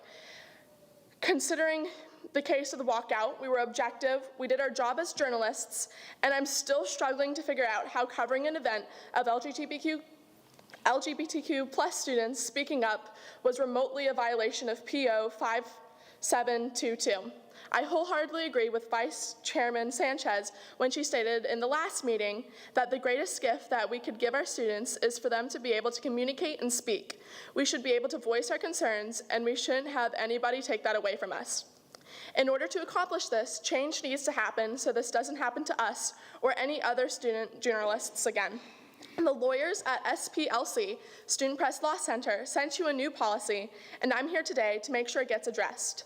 The SPLC's model policy provided to you states that student media is not representative of student policy. For example, therefore fixing any confusion that the walkout was school sanctioned. Also allowing student journalists to do their job as journalists and accurately publish with media laws and ethics. The policy allows for administration to step in where there are issues of libel and slander and unwarranted invasion of policy, violations of law or lawfully school policy, or significant risk that the material might incite others to engage in unlawful or disruptive behavior.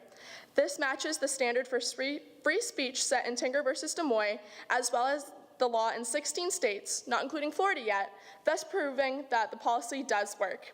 If you have any questions or concerns, myself and SPLC are available to work with you through any point of this process. Thank you for your time, and I hope this policy is enacted soon. Thank you, Sarah. Order, please. Hamburg? Nina?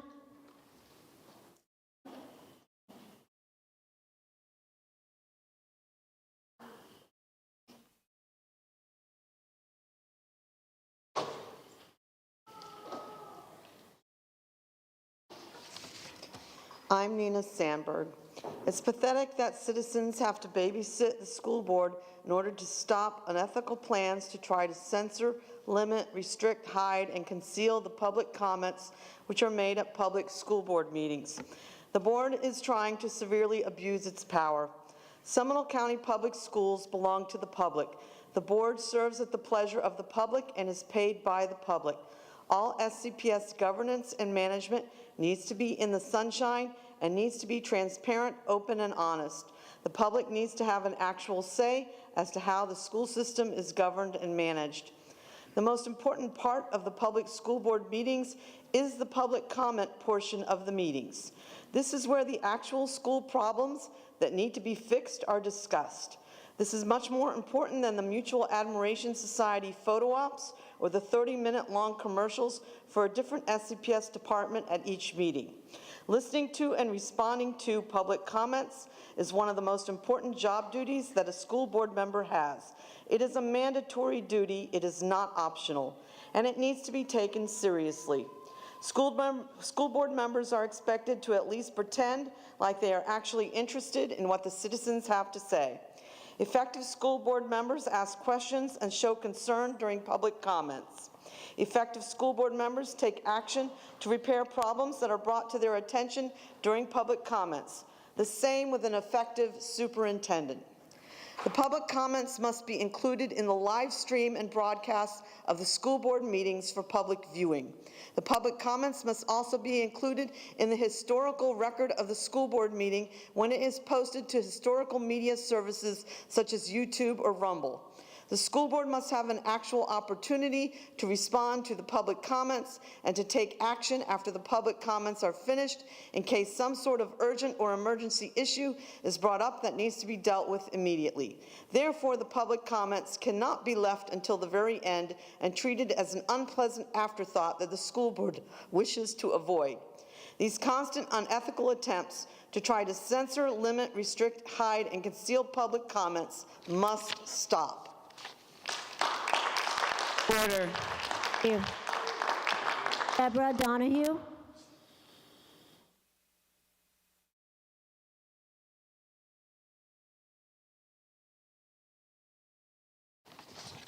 Good evening, board members and Superintendent Beeman. I'm Deborah Donahue, a parent, community member, stakeholder. I'm here tonight after yet another senseless tragedy in a school. Before I begin, I want to address why so many young adults this year have needed to speak up this year. It's because, quite simply, they've had no choice. They've had to find their collective voices for their educational experiences have been defined by Sandy Hook, by Parkland, too many other senseless school shootings. They began their elementary school career with having active school shooter drills. It's all they've ever known. 4 years ago, many of these same students joined a movement called March for Our Lives. As middle school students, they learned March for Our Lives. And yet, we're the adults. What have we offered? We've offered thoughts. We've offered prayers. Our children have had to take action because we haven't. They've had to learn to speak for themselves on issues like bullying because those are the issues that impact them. Demanding educators arm themselves, it's not a viable solution. I didn't go to college to arm myself. No educator in this room did. We've been vilified by some of the people who now really want to arm us. We've been called indoctrinators. We've been told to stick to reading, writing, and arithmetic. I believe that carrying a weapon is far more than that basic education. Research from Harvard School of Public Health tells us that states with higher levels of gun ownership have higher levels of homicide. Our homicide rate in this country is 49 times higher than that of Europe and Asia. More guns are simply not the answer. What is? We know. Guidance counselor, more mental health counselors, evidence-based SEL programs taught by trained mental health experts, safe weapons storage education programs for parents and students in the community, taught PTSA meetings, taught through the school. For families, please make setting these policies a priority for our kids. And please remember, June is Pride Month. Thank you. Order, so that names can be heard. Is it Annika or Anika? Annika? Okay.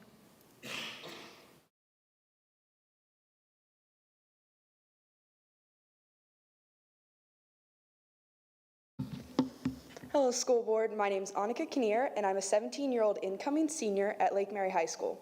I'm a varsity basketball captain on the varsity tennis team, drum major for the marching band, anchor and videographer for the school news, and involved in as many school activities as possible. I am not a member of the LGBTQ+ community, but many of my best friends, favorite teachers, and so many important people in my school are, and I find it frankly comical that this school community is creating ways to shut down these voices. So many of my peers have their safe place at school. With the passing of the so-called Don't Say Gay bill, so many of these voices have been silenced. I have always gone to school in the hope of being loved, listened to, and cared for. How am I supposed to feel safe when the school board rules that my LGBTQ+ peers don't deserve to be respected and listened to by simply making a proclamation that they are valued? I love my peers, I love my school, and I love my community. I am simply asking you to offer recognition to them, a minority community often bullied and more likely than their peers to commit suicide when they are not offered acceptance and love. We, from a young age, are taught to black out bullying, stand up for the less fortunate, and love one another as we love ourselves. As a follower of Jesus, I understand the importance of loving and accepting others. Jesus was constantly shocking people with his extravagant love. I ask you today to please do anything in your power to make everyone in the community feel welcome, listened to, and cared for. Thank you very much. Thank you. Eric, Order, Monty. please. Eric, Monty.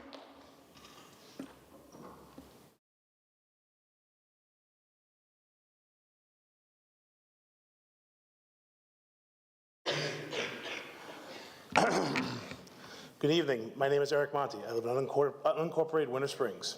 I'm a stay-at-home dad, supporting my healthcare hero wife, and the father of two amazing kids who are students at SCPS schools. Allie, soon to be a 7th grader at ITMS, and Fred is entering 4th grade at Rainbow Elementary. I recently became a substitute teacher at SCPS, but I'm here as a concerned citizen. I was saddened to hear about the board considering eliminating the public broadcast of public comments on YouTube and other platforms. This is distressing for many reasons. Put aside the obvious free speech implications that this causes, there are negative implications to this proposal coming to pass that I need to express to the board. Technology in the free market has virtually leveled the playing field, enabling public broadcast of taxpayer-funded institutions without the added taxpayer expense and limited resources of a public broadcaster. This impacts many in our community who rely on this access mostly because life gets in the way. And most of our county's parents cannot make time to come to Sanford and school board meetings, nor do they have the time to negotiate a public records request. YouTube provides instant access, both recorded and live, to give citizens a chance on their own time to review the voices of their fellow citizens. Removing the broadcast of the public comment section on YouTube not only impacts working parents and families, but it grossly impacts the citizens who are immobile or have limited mobility to come to Sanford. Others with sight and hearing issues greatly benefit from YouTube's audio feed as well as their closed captioning service. Not only does this efficiently broadcast the public good to everyone with a smartphone, it provides the necessary sunlight that our public institutions require so that our elected officials remain accessible and answerable to the people. Oop. Sorry about that. We have so many issues that divide us. I believe this is an issue that people of all stripes can unify and agree. I would encourage the board to please reconsider the idea of ending the public broadcast and public comment on streaming platforms. Thank you very much for your time. Thank you. Order. Order, please. Diana McEvans.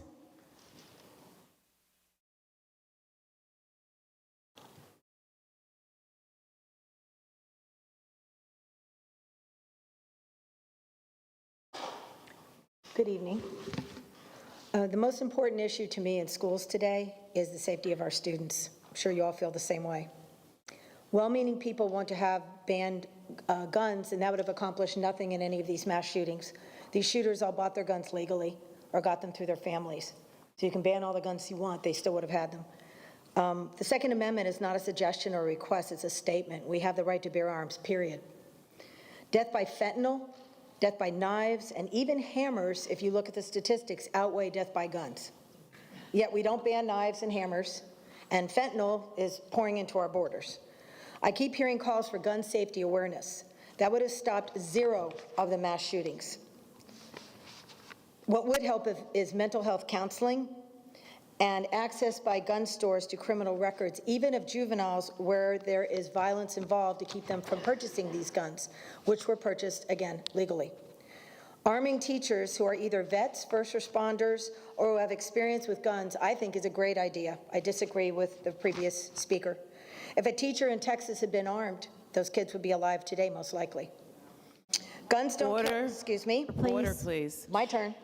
Guns don't kill people. Violent and mentally ill people kill people. If you ban guns, they will use knives, they will use hammers, they will use cars, they will use anything else they can find. And a good guy with a gun can usually protect you from a bad guy with a gun. Here's some real fixes. Better mental health counseling, better mental health awareness. Follow up on troubled kids, especially those who make their intentions known. Hardening our schools, really hardening our schools, putting guards in the schools who are either vets or first responders or retired or off-duty cops, put them in the schools. Arming teachers as appropriate. Paying attention to others in our community, noticing when kids are obviously troubled to the point of violence. Notifying the authorities instead of just shrugging it off. In short, stop blaming guns and start dealing with the actual problem. And one more thing, please read the 7-page supposed Don't Say Gay bill to everyone who is talking about it. It says nothing about being gay, says nothing about being trans. It simply says don't teach or discuss explicit sex with students 3rd grade or under. Those are 10-year-old and under. And I see nothing wrong with that. Thank you. Order. Isabel, Sam. Order, please. Isabel, Sam.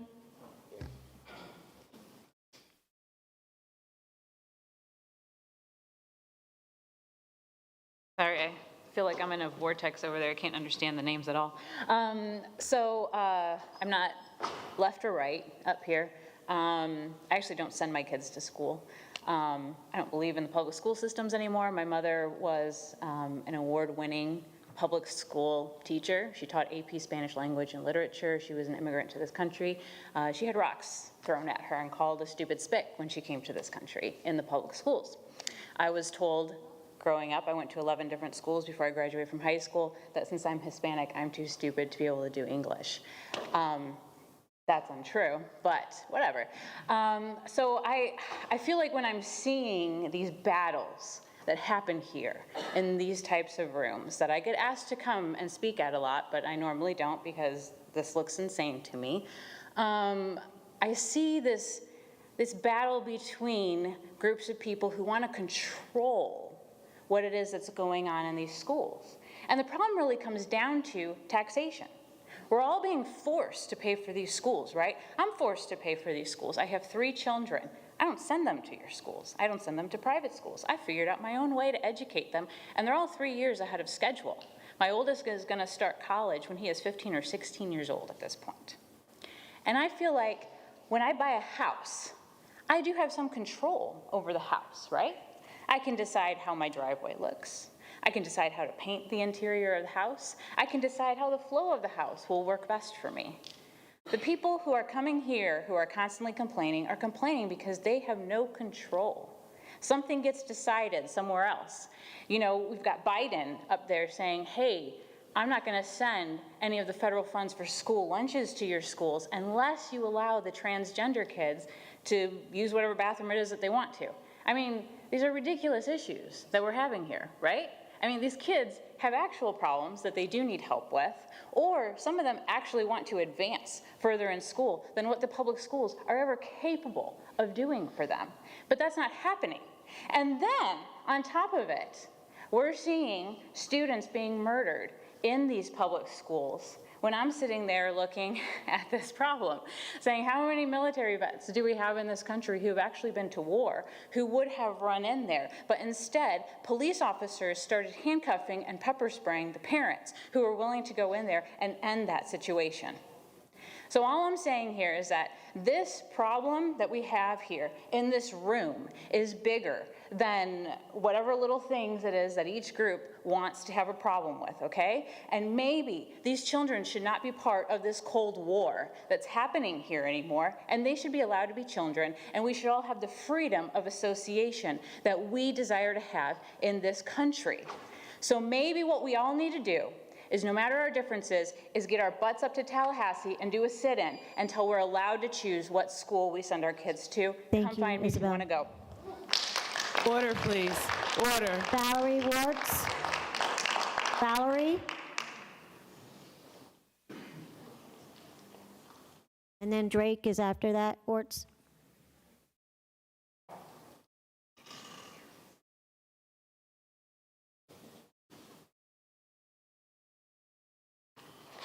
Hi, Valerie Wirtz from Altamont Springs. I actually have 3 children, all school age, and I homeschool.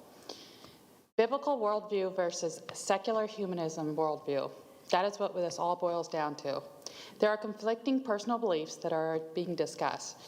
Do we cater to one group while defying our foundation of our country? If you attack Christianity, you attack the foundation of America. Out of love and respect for my neighbors' beliefs, I would not ask public school to teach my biblical principles. I cannot allow for the Church of Secular Humanism to be taught either. When one group's convictions and beliefs are so conflicted with their neighbors, shouldn't we respectfully require them to join the private sector of education? Let's keep taxpayer-funded Seminole County public schools respectful to all families and focus on the academics, not social ideology. Again, we are faced with another tragedy at a school in America. Mental health must be the focus of our community. We have an opportunity to bring the Guardian program to Seminole County, with extensively trained and vetted individuals hired to provide the safety and security that we cannot waver on. Seeing the standing applause for our Veteran of the Month this month, I noticed that this community loves their veterans. Let's utilize them. Let's get them trained to be guardians. In Brevard County, they are doing 172 hours of on-the-job training for the schools. That's 5 weeks all day long. And these people, their entire job is to run towards the threat and to eliminate it. We cannot wait for teachers to have guns. We need trained professionals, trained by our sheriff's department. It is important, it is imperative that we utilize our veterans. If they are good enough to protect this country, they are more than qualified to protect our children. Thank you. Thank you. Order. After Drake, David White.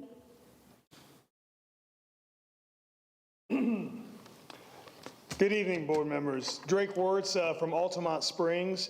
I want to discuss the removal of public comment from live streaming. Removing public access to public comment. This board does keep reminding us that at large there is not a representation of what we the people desire. We have spent over the last 2 years affirming that in large there is no desire to be who or what you were voted to be. But I do thank you all for opening our eyes and inspiring others to take up the call to run for public servant positions. Seminole County, we stand in solidarity to make public school great again.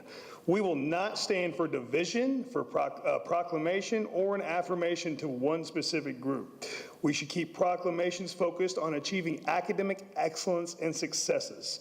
We need proactive measures, not reactive, when it comes to the safety of our public schools. 45 districts in Florida, including our surrounding districts in Orange and Volusia and Brevard, have the Guardian program. I suggest that we utilize the beloved veterans in our community to have a successful implementation throughout our district. I pray and hope that this board makes the best decision and starts this process immediately, and that we should not let this burden lay on our teachers. To recap, public comment must stay public and accessible. Proclamations outside of academics, it's divisive and necessary. Guardians in the Guardian program, they receive a minimum of 144 hours of intense training through participating sheriff's offices. Again, as it was stated earlier, if our veterans are good enough to protect our country, they're more than qualified to protect our schools. Let's face it, good guys with guns stop bad guys with guns. God bless you all, and God bless Florida. Thank you. Order. David? You ready, David? After David, Madison, Kosler.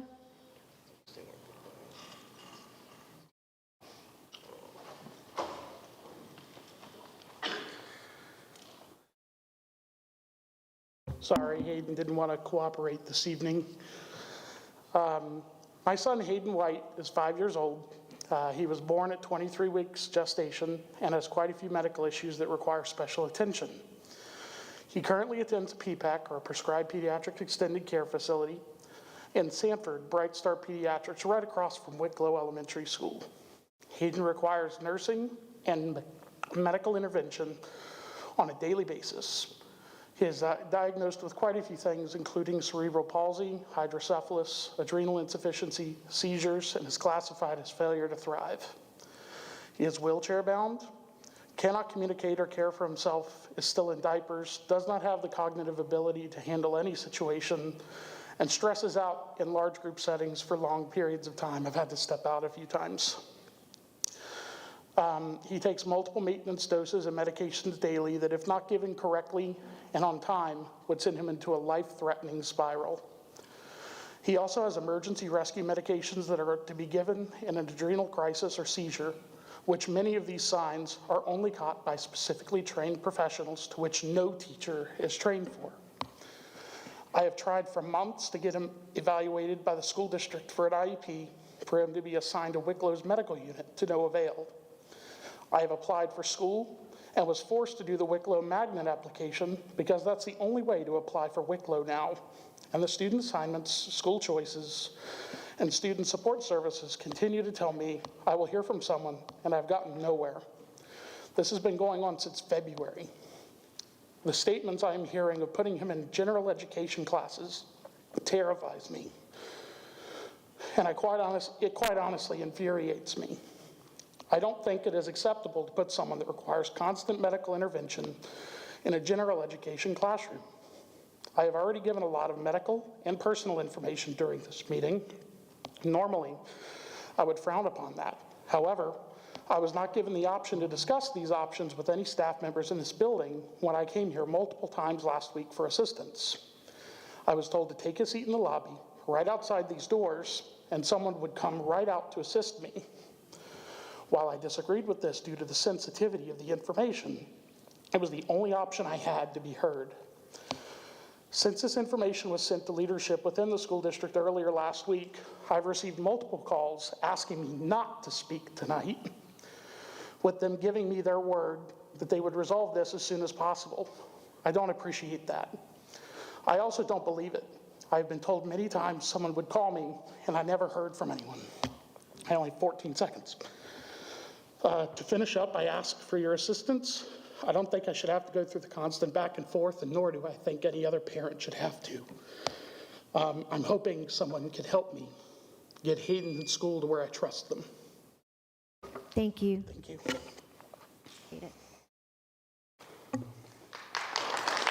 Madison? Order, please. Order. After Madison, Michelle Manelli. Manella?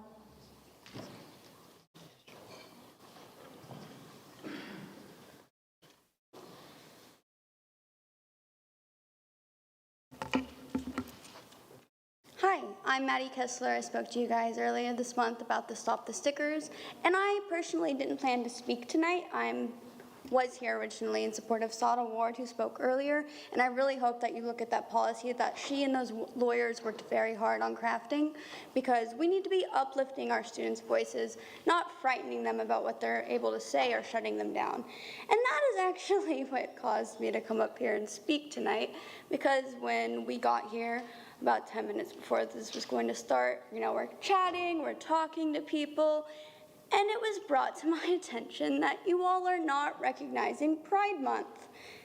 So I wanted to refresh and remind you about what I spoke to you about earlier this month at the previous school board meeting. In March, you had your students who you are serving, they walked out and they're simply asking that it's okay to exist. They want you to acknowledge that they are here and they are proud, and you all are doing a disservice to them, and it's honestly very disappointing as an alumni and a community member that you all can't even issue a simple proclamation. I mean, did we forget how much you guys did for the Star Wars Day? I think there were like 9 Instagram posts.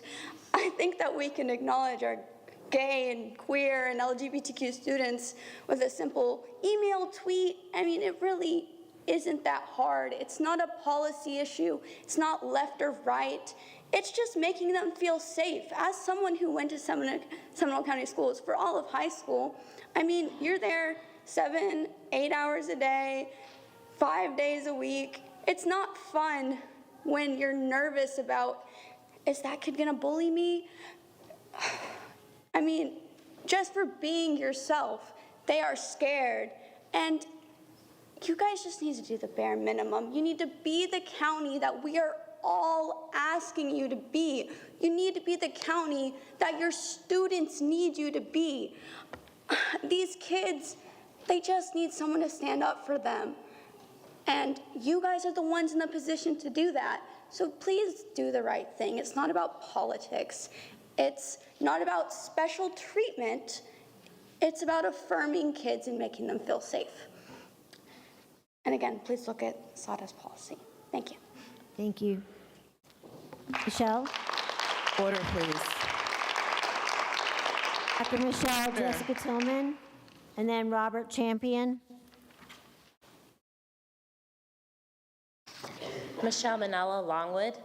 Last week, I emailed the board regarding potentially eliminating the live streaming of public comments and moving non-agenda item comments to the very end of the meeting. Live streaming allows citizens to review public comments from the board meetings without impediments, restrictions, or needing to make a special request for access. Keeping comments as they currently are allows the flexibility to deal with any emergency issue that is brought to your attention through public comments the same night, such as the Lyman yearbook issue. Transparency, openness, and honesty in SCPS governance is essential for a public school system that is owned and funded by the public. Efforts to hide SCPS internal affairs by making public comment as difficult as possible by requiring people to utilize the already overworked Sunshine Request Department is poor policy. I received this response. Allowing the public comment section to continue as is creates issues with providing a safe environment for our staff, students, and visitors. Unsafe? Please explain how 3-minute comments are creating safety issues. At times, they may provide unpleasant for you to hear comments, and it's understandable that you'd prefer as few people as possible hear concerns being brought to your attention. I was also told we are not obligated to give a platform to individuals to use for personal gain, to attack people, or to take up issues that are not under the control of the school district. I wholeheartedly agree. May I suggest you simply enforce the rules you already have in place? I have unfortunately witnessed gross violations of your policy many months. Personal attacks, name-calling, diatribes deriding our governor and state legislators and other items over which you have no control or are completely unrelated to education or SCPS. Please enforce your rules and put an end to such violations. And I know of no one using their 3 minutes for personal gain. Researching district issues, writing, speaking, taking time off work, traveling to and from meetings at significant personal expense, and sitting here for hours is not personal gain, I assure you. By removing public comment section from the live stream, you stifle our students at home who desire to be informed, involved citizens, teachers who feel compelled to watch from home due to fear of retribution for speaking out with their concerns, and you hinder the access of parents who are unable to come for a variety of reasons, the elderly, the disabled who find it logistically difficult to appear in person to listen to the meeting in its entirety. Safety concerns are probably not the true reason. Is the real reason you wish to sweep as many problems under the rug rather than broadcast district problems and concerns? I urge you, please do what's right and keep your process as it currently is. Thank you. Thank you. Order, please. Jessica, and then Robert, Jamie and Africa.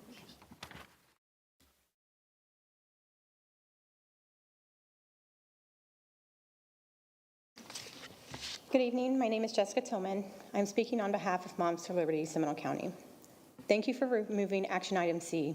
Declaring Pride Month is not going to support these students if we are allowing them to be harassed and bullied. This will surely have unintended consequences and divide students even more and put targets on their backs. The more you label, the more it divides. Are you going to celebrate special needs students now? Autistic students? Students with cancer? Left-handed students? Red-headed students? How far are we going to go with this? There's no Florida statute that says that this should be made. There's no direction or rule from the Florida Department of Education directing this district to do this. What happened to, if it's not in the statute, we don't do it? Also,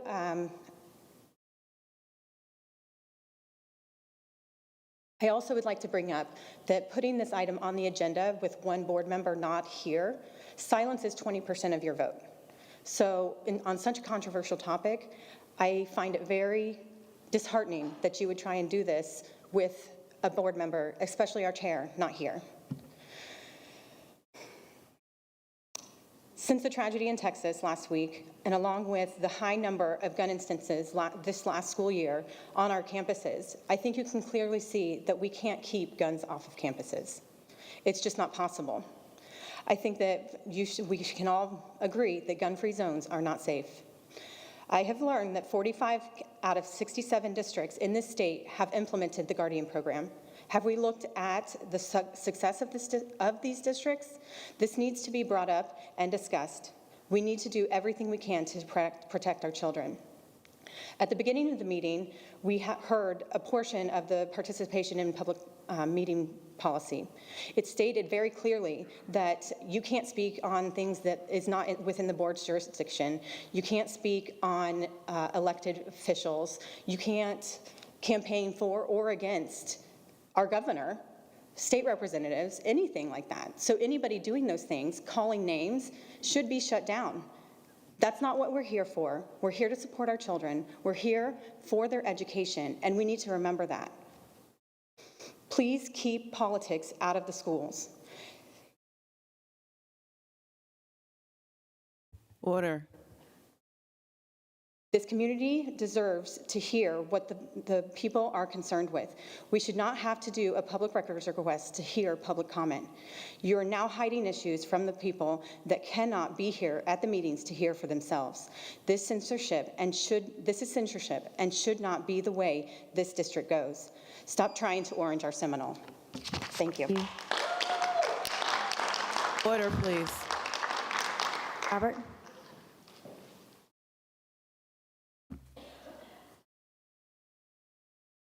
Good evening, board, and I want to thank you from the start for what you do. It's a difficult job, and it's one that we need. But I was so grateful that somebody had the good foresight to be able to table the Proclamation C, because I think there's some more insight that could be put into it that could help unite us other than divide us. And I think anybody would admit we've got a divided country. We've got a divided nation. We've got a divided school system. Public education at one time was a great, great thing. Now there are many people that are trying to decide, can the government really, is it really public education? Or is it just government education with an agenda? And when we get a proclamation like that was suggested, that you're going to subdivide us, and you're going to call one group that you're going to give your devotion and protection and all of the other benefits of doing a good job to, what about the other children? All children deserve your recognition, your support, and your best job. So for that, I'm grateful that you sidelined that for tonight, and hope that you will begin to consider that in how that you approach that proclamation. The second thing I'd say, the reason that I was against that proclamation is because I'm a born-again, Bible-believing minister of the gospel of the Lord Jesus Christ. I've been in the ministry for 50 years. I've served most of that time working with street kids, drug-addicted kids, broken home children, and people that have become the victims of the way that our society has done.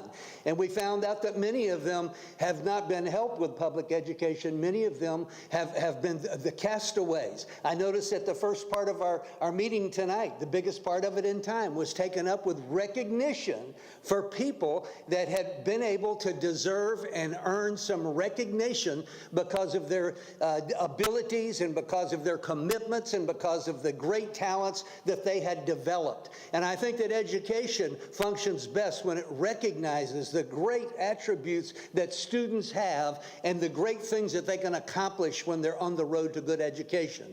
So I would just leave you tonight with telling you I'm grateful for what you do. I know it's a hard, it's a dirty job. Somebody's got to do it. And we talk about politics. Oh, look, politics is only the policies that we're willing to live by.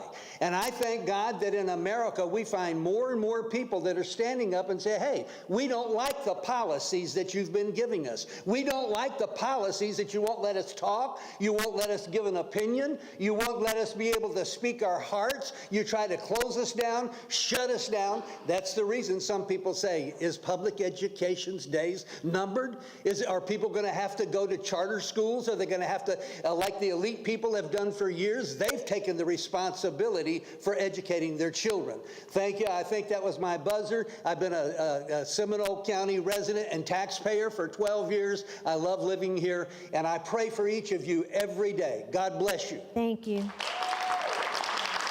Right, that's the end of our public comments right now. Do any of you have any questions or anybody that you want to have addressed any of the comments or anything? Captain Fortenberry, where are we at right now with our agreement with the schools? Like, I want just the audience to hear what we have in our schools and what we've had in place for a long time with how many resource officers we have on campuses and so on and so forth. In Seminole County, we have 2 school resource officers or deputies at every high school. one in every elementary school and one in every middle school. We also have floats that actually go back and forth to the middle schools and the high schools. So sometimes you might see 3 at a high school or 3 at a middle school. And the tragic event that occurred in Texas last week, that is something that we do not do. I know that they're still looking for answers on that, but we will go towards the threat. We will eliminate the threat. That's what we are trained to do. I know they're still trying to learn some things there from that incident.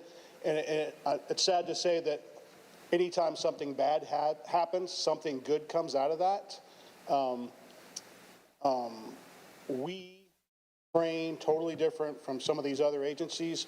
We have professionals. We have people that know what to do when an incident occurs. We continue to upgrade our training. We continue to provide training to the teachers and to the administrators at these schools so everybody knows how to respond, what to do, not just on an active assailant, but anything that occurs at these schools. Thank you very much. Appreciate it. Order, please. All right. Superintendent, do you have a recommendation for the consent agenda? Yes, that the consent agenda be approved as presented. Motion? Moved. Second? Not me. Second. Recommendation, please. I'm sorry.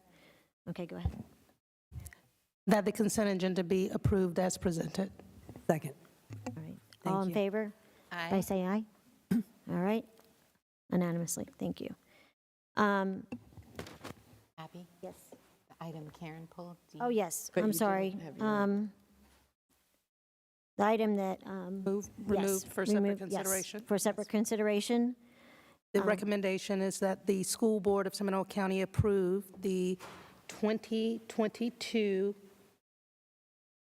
approve the personnel recommendations as presented. All right. Any questions? I'm waiting for discussion. So moved. All right. Is there a second? Is there a second? Second. All right. Discussion. All right. Pursuant to Florida statute, section 112.3143, and to avoid even the appearance of a conflict, I'm abstaining from this vote as it may result in a special gain or loss for my relative. Thank you. All those in favor signify by saying aye. Aye. All right. All those opposed, say nay. All right. Motion passes. And now we are up to our, any items removed for separate consideration? Already did that. We did that part. Yes, we are now on Now we're to discipline. Yes, thank you, discipline. The recommendation is that the school board of Seminole County approve the student disciplinary recommendations for May 2, 2022, May 9, 2022, and May 16, 2022. So moved. Second. All right. All those in favor signify by saying. Point of order, if I may, Chairman. Please ask for discussion. Okay. Any discussion? Sorry. All right. All those in favor signify by saying aye. Aye. Aye. Any opposed? All right, motion passes. And Superintendent, do you have a report? I do. It's read only, and it includes the information that was added regarding the third grade results. Okay. All right, now we're ready for board member comments, and we'll go in our order. Member Caldron, go ahead. As far as the committees that I represent this board on, I attended the most recent Central Florida Public School Boards Coalition in your stead, and what was reported was from both the executive directors of FADS and FSBA with their update and suggestions of what we felt we might be looking forward to in the next legislative session, and I'm sure we'll have more discussions at our summer meeting. Additionally, the Orlando Science Center is pleased to start their construction of their life exhibit, so that will be a very big undertaking that will give more opportunities for our students to go and visit and learn more about the sciences. We also, coming up, will be holding our Seminole County Chamber annual meeting They'll have it at Topgolf, and we are hitting all of our numbers, growing our memberships, and continuing on with all of our continued network opportunities for the businesses and communities here in Seminole. Tonight, during the recognition portion, we got to celebrate a lot of our great academics and our great athletes, but most recently, many of us had the opportunity to visit in many of our schools to see the great arts as well. So both Midway Elementary, I want to give a shout out to for their phenomenal theater production of Little Mermaid, and also Lake Orienta with their phenomenal production of Frozen Junior, and Heathrow Elementary School with a phenomenal first, I hope it's annual ever, art show on campus that I think was attended by most, if not all, families at Heathrow, and it was just phenomenal. So I wanted to give a shout out to their art teacher who spent many nights and weekends installing that so the families and students could feel proud of their work. I wanted to send a congratulations to all of our high schools, their leadership teams, for their unbelievable organization of having so many successful graduations in the past few weeks. And it was wonderful to be live and in person again and to celebrate all of the successes of our students and our teachers and our community. Also wanted to just I know we've all been at so many of the same meetings. I'll just conclude with one more because so many were represented here tonight. I wanted to personally thank PTSA for their service throughout the year, but congratulate them on their recent awards ceremony that they held, recognizing all of their units and how their generosity and support truly helps our faculty, our staff, and our community. So thank you. Thank you. Member Kraus? I think she covered most of mine. My committee meets later this week. That's okay. I have the playbill. I have Seminole County Council of PTAs, and of course, graduations. Congratulations. Enjoy your summer. Staff and teachers, please take time for you. It's been a tough year, and you deserve it, and you will be better for it. So please just sign off some days and take time. Thank you. So Seminole County had their Law Enforcement Memorial 2022 last week, and it's a very moving ceremony. They honored the 9 law enforcement deputies who lost their lives in the line of duty, and each of them had family represented there. If you ever get a chance to go, it's really very worthwhile. Leadership Seminole, thank you for a great year-end luncheon graduation ceremony, and for recognizing our students who had the video that was, I think it was Winter Springs High School that had the winning video. Hope it was. No. No, tell me who. Oviedo. Oh, I apologize, Trent Daniel. So there's so much going on in the last couple of weeks, and they honored Dr. David Mueller as the leadership legend, so that was well-deserved. Along with the regular traditional graduations, Eugene Gregory is an alternative school. They had 2 graduates who will now have 2 very bright futures as opposed to struggling without a diploma. And Advent Health Project Search had their graduation.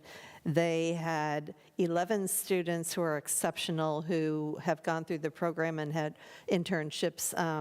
These students were with Advent Health, and many of them are employed by the hospital after they complete the program. So it really was a wonderful event. And lastly, the Orlando Health Night of Champions, where they recognize employees who have excelled in the athletics, coaches, and students, and that was a really nice event as well. So thank you. That's my report. Thank you. On my report, I wanted just to first say that Mr. Bentley, when you were talking about history, I'm a firm believer in history. I know there's a few of you that had either kids in my class or students in here that I taught. If you don't live or learn about the past, it's going to repeat itself. And it's extremely important that our children learn about it and that it's embedded in our curriculum. I would love for you all to either speak to the legislators or to, I know that the history books have, especially elementary, has not been adopted since 2001. and I know Dr. Shongard Harold worked tirelessly to create updated information on our portal for our teachers, and I appreciate him so much for doing that years ago for me and for all of our teachers. But it's extremely important that we discuss this with our legislators and get them to understand how important that our literature novels that we have in our classrooms are embedded in with it, as well as any lessons in civics and so on and so forth. Also, House Bill 1424, everything seemed quiet, and then all of a sudden, once again, something tragic had to happen before something was going to be done. And nobody wants to have to go through what these schools or students, teachers, faculty have had to deal with losing a loved one. And just know that we're doing whatever we can with the Sheriff's Department, and we will be having meetings, open work sessions, so please look at our updated information on our website as things approach on information of how we want to harden our schools in safety, but also know that funds also are generated by the legislators, and in order to have what we need, or need everything in our schools, we need the money. And it's extremely important to voice your concerns to the legislators so they know that we can't do this without the money. We do have funds, but not nearly enough to do everything that we want to do. And like we have a great partnership with our Sheriff's Department, and doing, half the salary, and they do half. Many counties aren't lucky enough to do that. So we feel very blessed and plan on having a meeting with our local police officers as well, our community, and discussing that. And then the other thing I wanted to say is where was it? We also will be having a work session. I know some of you had voiced your concerns about, the forum and being able to speak and have your voices heard, and the ones that are listening right now or being able to watch it at a later date. We will be discussing that at open work session. Clerk Moramis, is that in June 21st or July 21st? The second grouping of policies is scheduled right now to come before you at the 726 workshop for discussion. 726? Okay, thank you. So if you have any comments or emails, please share them with us. We look forward to continuing to work with everybody and come up with solutions together and stay united instead of divided. I hope everybody has a wonderful summer. Our teachers get some well-deserved rest, as well as our mental health counselors and everybody else. I'm happy to say that today they did discuss that we are getting more mental health counselors, and we are thrilled. So if there's no other further business or anything else, this meeting is adjourned at 8:02. Thank you.